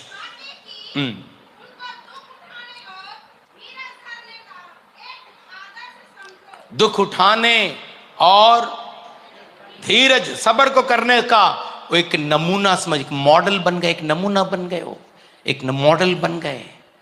मतलब दुख उठाने के लिए उनको इच्छा थी, दुख आ गए तो दुख सहने के लिए एक इच्छा थी।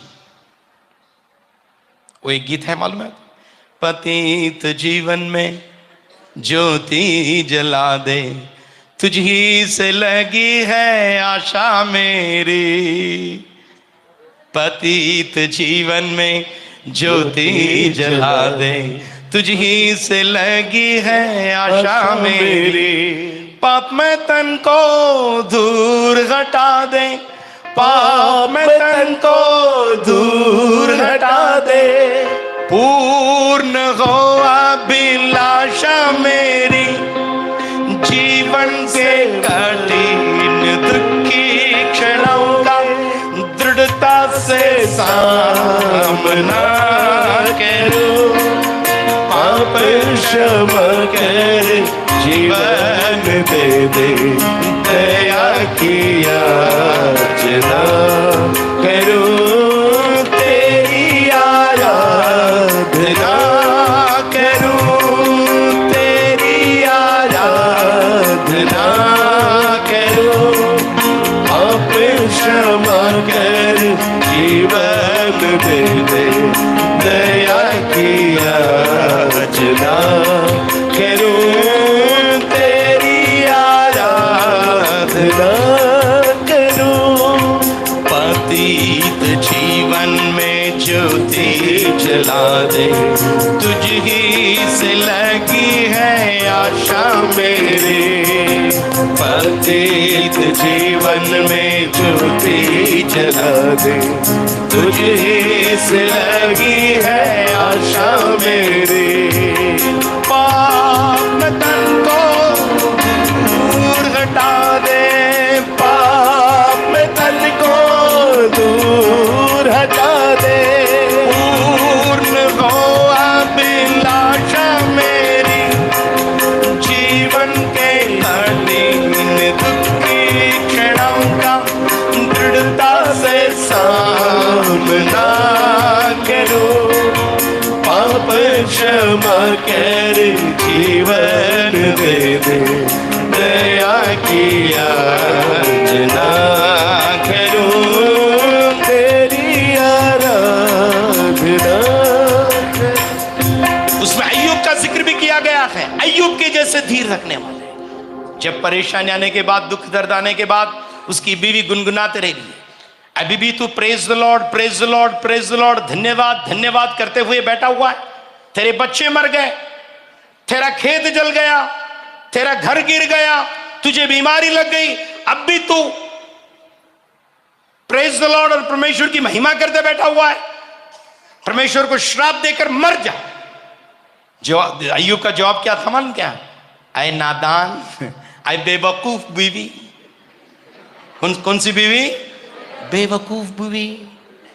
हमारे यहां दक्कनी उर्दू चलती है, जरा हिंदी की जैसी होती है, अब जरा ये छत्तीसगढ़ी भाषा की जैसी होती है। बाइकाई की अक्कल गुड़गे के नीचे समझ गए? कितने लोगों को समझा हो? बाइकाई की अक्कल गुड़गे के नीचे। बाइका मतलब औरतें, अक्कल मतलब अक्ल, गुड़गे मतलब ये घुटने, गुड़गे के नीचे। मतलब नहीं जानते थे। चंद लोग ऐसे थे कि नहीं समझते थे। बेवकूफ है तू, दीवानी है तू। उस वक्त अय्यूब कह रहे हैं, क्या खुदा ताला से अच्छी चीजें जब आने के बाद स्तुति स्तोत्र के साथ लेकर और बुराई आने के बाद इनकार कर देंगे? कभी नहीं हो सकता। अच्छाई आई तो धन्यवाद, बुराई आई तो भी धन्यवाद। ऐसे धन्यवाद करने वालों को हम धन्य कहते हैं। हालेलुया।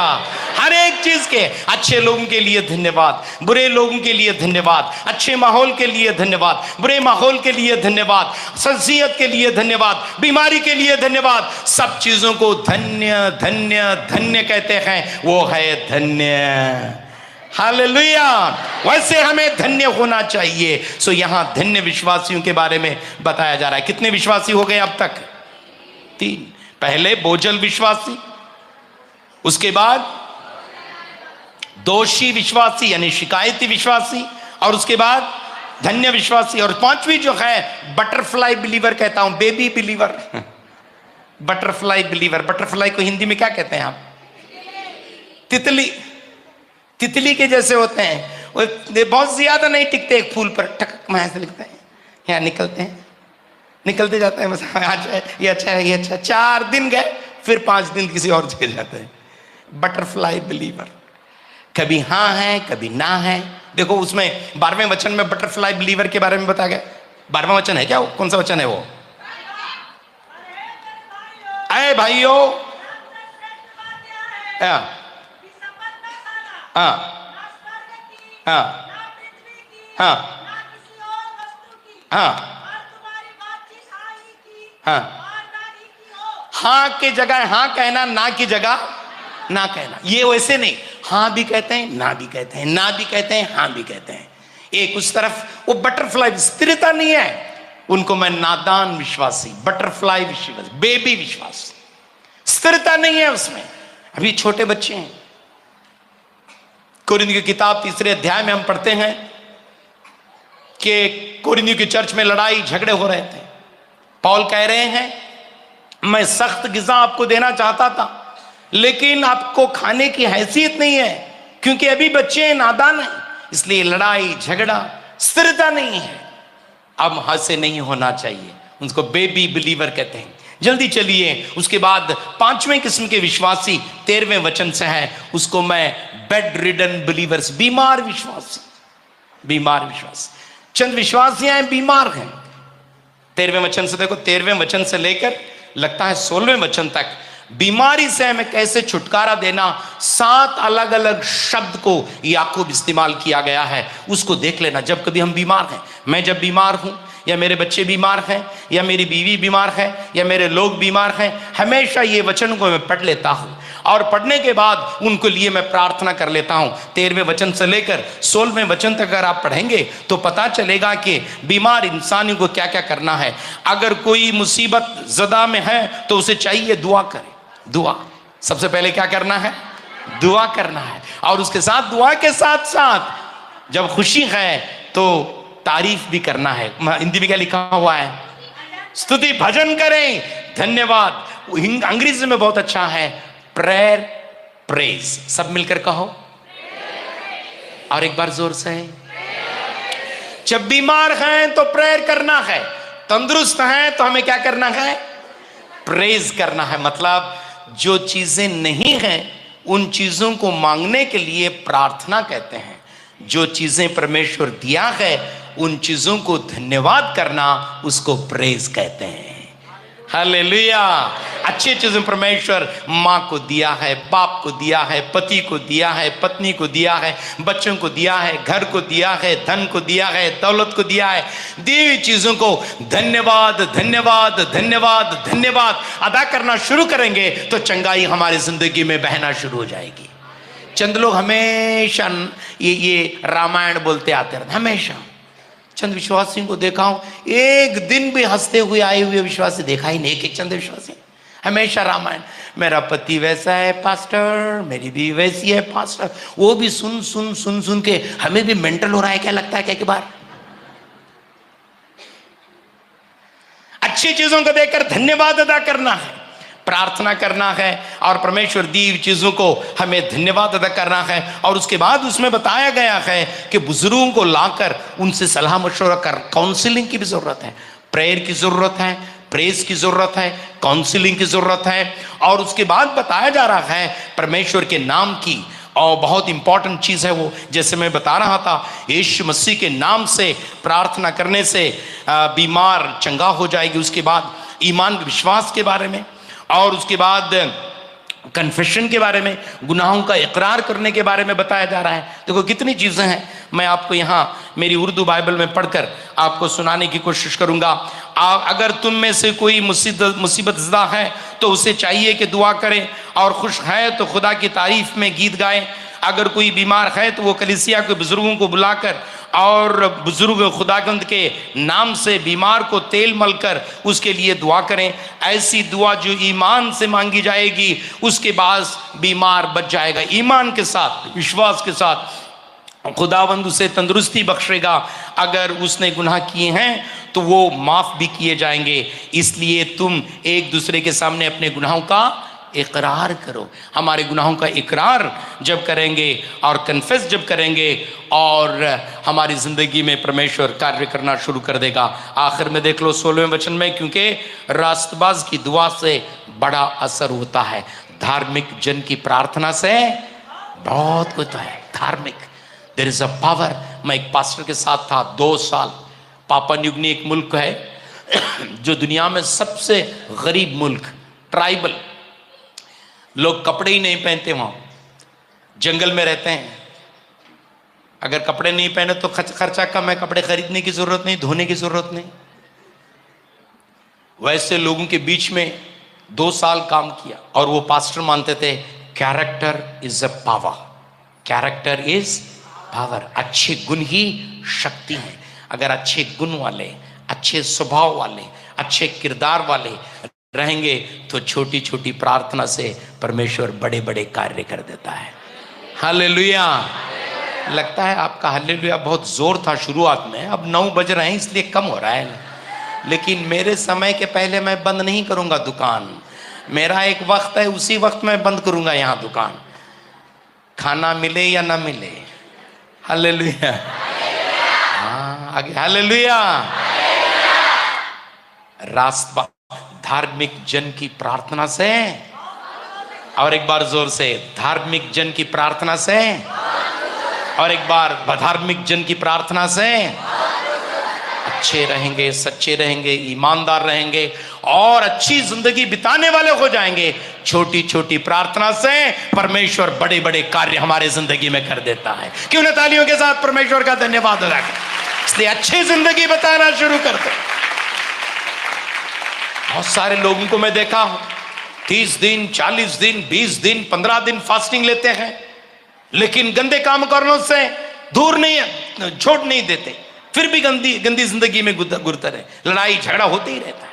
लेकिन मैं कहता हूं छोटी प्रार्थना भी क्यों ना हो, बड़े बड़े कार्य होते हैं। लूका सुसमाचार में एक प्रार्थना है, जब यीशु मसीह यरदन की नदी में दुआ कर रहे थे, बपतिस्म ले रहे थे, छोटी सी प्रार्थना, छोटी सी प्रार्थना, छोटी सी प्रार्थना होने के बाद एक बड़ा कार्य हो गया। वो क्या है मालूम क्या? आसमान फट गया, पवित्र आत्मा आ गई और परमेश्वर बात करना शुरू कर दिया। मैं कहता हूं धार्मिक जन की छोटी सी प्रार्थना से परमेश्वर बड़े कार्य कर देता है।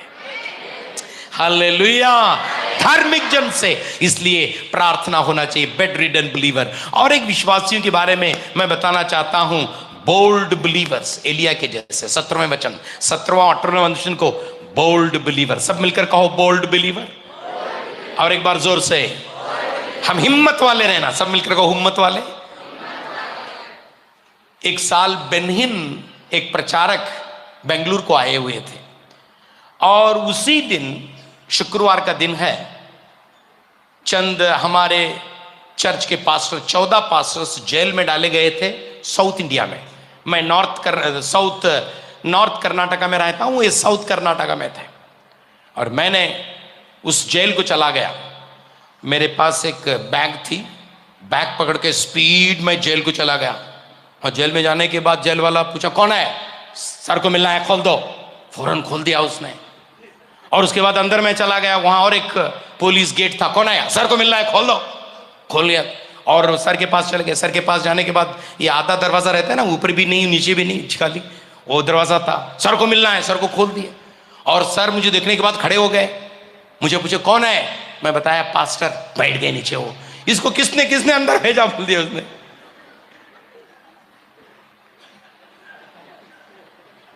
मैं उसके पास ठहर कर, ये जो पास्टरों को वहां अंदर डाला गया था उनके बारे में जोर से बोलना शुरू कर दिया। एक ही दिन के अंदर 14 लोगों को छुटकारा मिला। हिम्मत वाले रहना है, डरपुक नहीं बनना।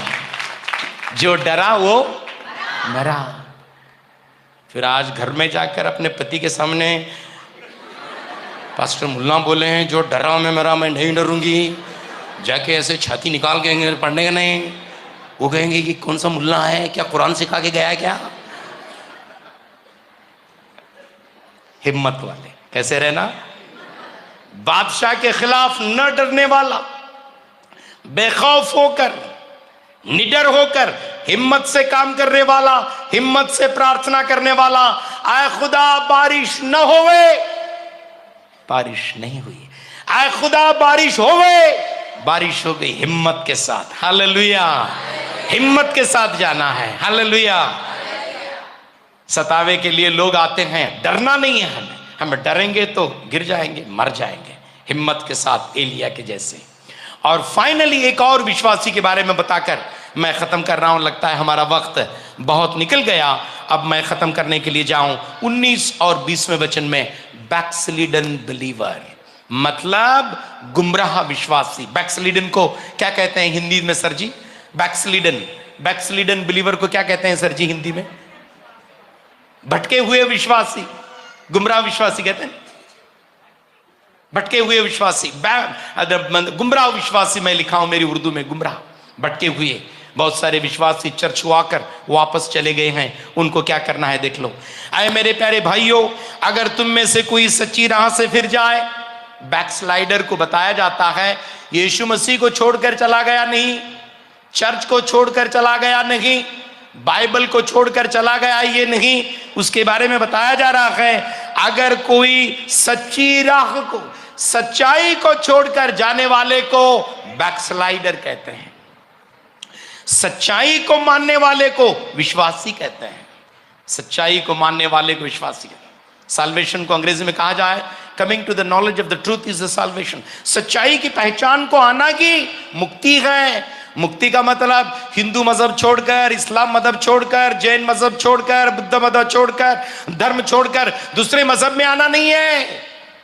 यीशु मसीह में मुक्ति पाने का मतलब झूठ को छोड़कर सच्चाई पाना है। आमीन। ऐ मेरे प्यारे भाइयों, अगर तुम में से कोई सच्ची राह से फिर जाए और उसे वापस ले आए। सच्ची राह से भटक जाने वालों को हमें क्या करना है? उसे वापस लाना है। सब मिलकर कहो, उसे क्या करना है? उसको गालियां देते बैठने का नहीं, उसे वापस लाना है। बाइबल पंडित लोग कहते हैं पौल यीशु मसीह को कबूल करके एक बार बैकस्लाइडर हो गया, लेकिन बरनबास जिन्होंने पौल को पहली बार कलीसिया में लाए थे, वही बरनबास दूसरी बार उनके गांव और उनके शहर को चले गए और उनको वापस ले आए। मैं कहना चाहता हूं, हमारे चर्च में बरनबास जैसे लोगों की जरूरत है। अगर आज आपके जहन में, दिलों में उन लोगों के बारे में याद आ रही है जो यीशु मसीह को कबूल करके यीशु मसीह के रास्ते से भटके हैं, यीशु मसीह के रास्ते से गुमराह हुए हैं, यीशु का राह छोड़कर चले गए हैं, आज निर्णय कर लो, उनको मैं यीशु मसीह के नाम से यीशु मसीह के घर में वापस ले आऊंगी। ये कहना होगा। ऐ मेरे प्यारे भाइयों, अगर तुम में से कोई सच्ची राह से फिर जाए और कोई उसे वापस ले आए, तो याद रखे, गुनहगार को गुमराही से फिर लेने वाला एक जान को मौत से बचाएगा और बहुत से गुनाहों में पर्दा डालेगा। वैसे लोग वो सोल विनर होते हैं। हम सोल विनर होना है। 7 अलग अलग विश्वासियों के बारे में प्यारो आज हम बात कर रहे थे। उन विश्वासियों के बारे में जो बर्डन्ड हैं, बोझल विश्वासी, बोझ से दबे हुए विश्वासी।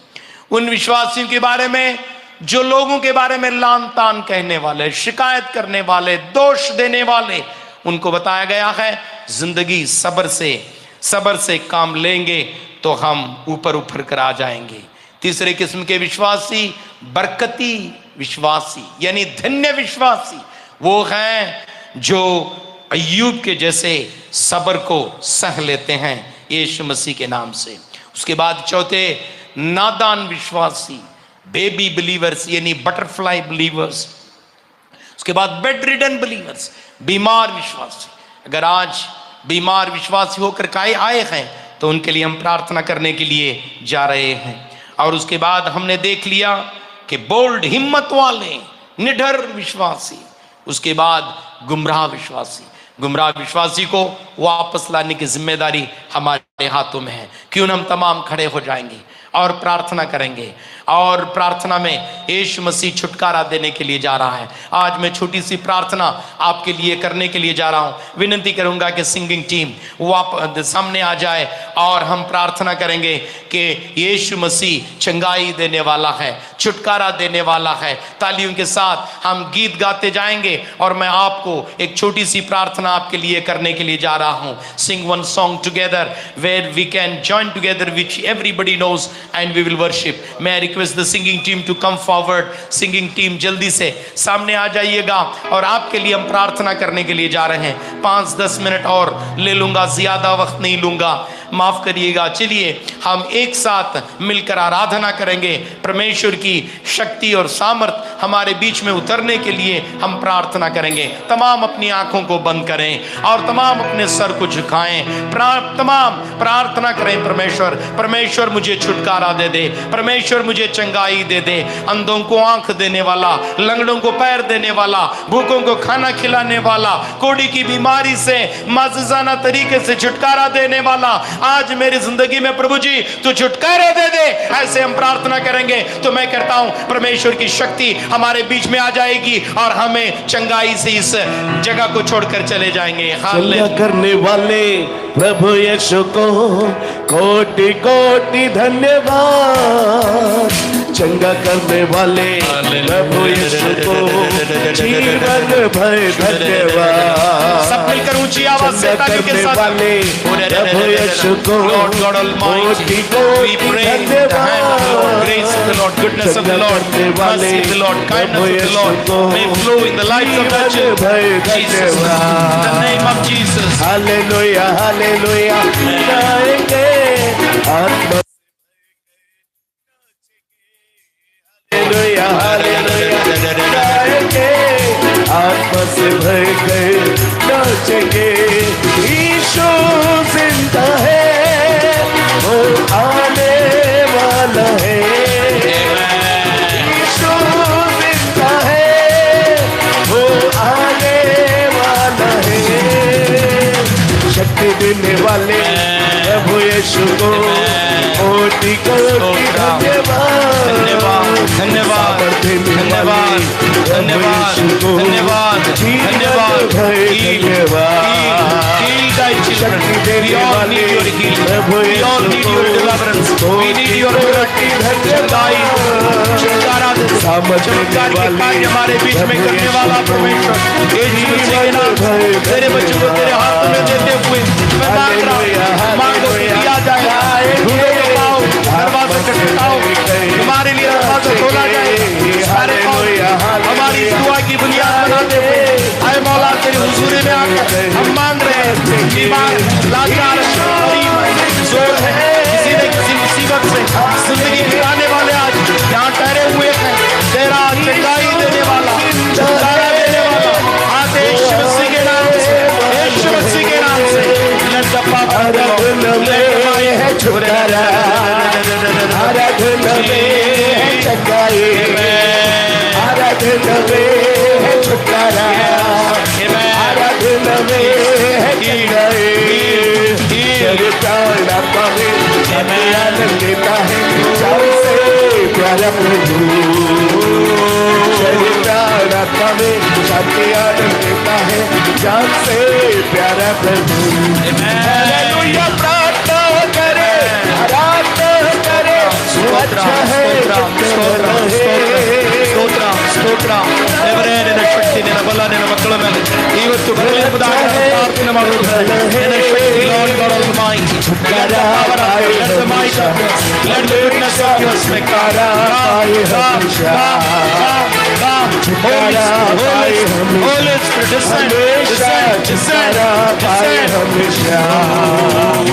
प्रार्थना करो निरंतर, प्रार्थना करो विश्वास से, प्रार्थना करो निरंतर, प्रार्थना करो विश्वास से।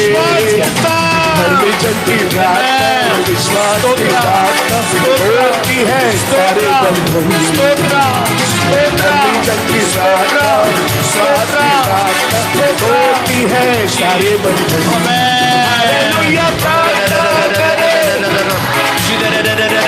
अच्छा है, अच्छा अल्लाह चंगाई देने वाला, छुटकारा देने वाला, करे, अच्छा है, भला है, छुटकारा पाए हमेशा, छुटकारा छुटकारा पाए हमेशा। मांगोगे तुम्हें मिलेगा, ढूंढोगे तुम पाओगे,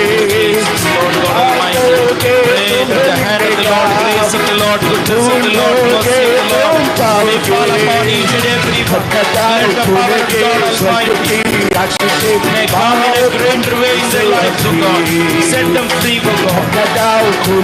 Set them free, set them free, इससे अभी हालेलुया, प्रार्थना करे, Jesus, वो अच्छा है, कितना भला है, hallelujah, in your name, in your name, in your name, in your name, in your name, let there be deliverance. छुटकारा आए हमेशा, हमेशा, Amen. Speak in other tongues, speak in tongues, speak in tongues, speak in tongues.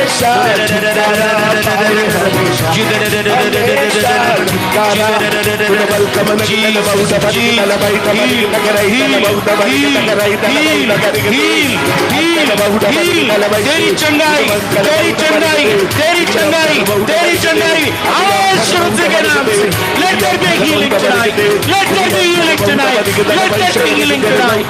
Jesus, Jesus, heal, heal, heal, heal, heal, heal, heal in Jesus' name, heal, heal, heal in Jesus' name, heal, heal, Jesus' name, Jesus, Jesus, hallelujah.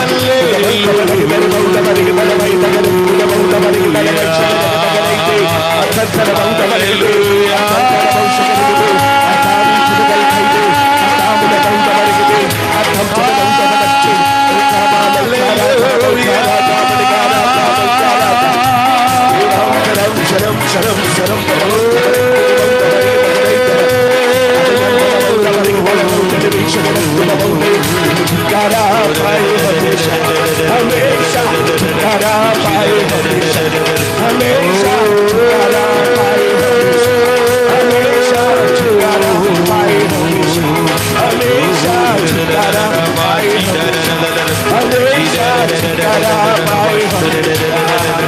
बोलो जय विठ्ठल जय, बोलो जय शुक्र जय, बोलो जय विठ्ठल जय, बोलो जय शुक्र जय, बोलो जय जय जय। छुटकारा पाए हमेशा, हमेशा छुटकारा पाए हम।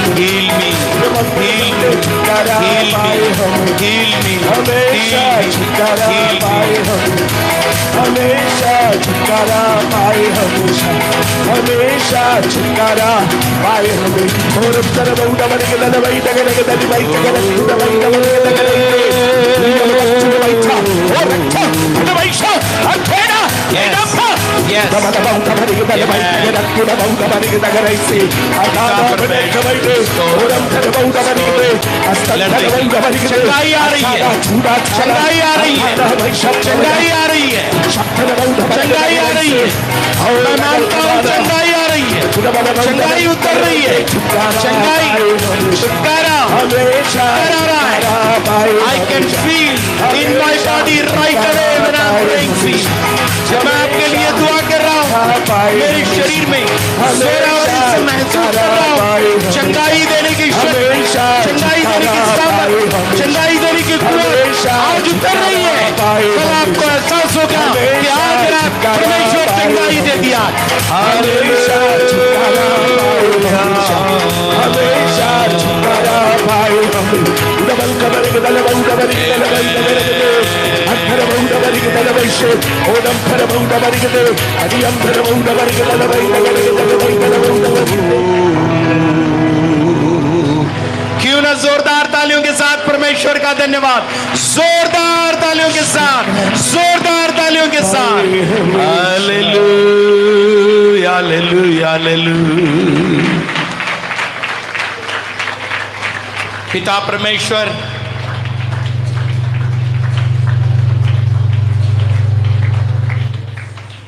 पिता परमेश्वर इस पवित्र समय के लिए धन्यवाद। आए हुए तेरे बच्चों को आज तूने छुटकारा दिया है, धन्यवाद प्रभु जी। तेरी शक्ति और बल और सामर्थ्य से अपने अपने घरों को लौटने के लिए तेरी सहायता कर, यीशु मसीह के नाम से प्रभु जी। हालेलुया। और एक बार जोरदार तालियों के साथ परमेश्वर का धन्यवाद अदा कर। हालेलुया। क्यों ना अपना हाथ उठाकर एक जोरदार हल्लेलुया कहेंगे।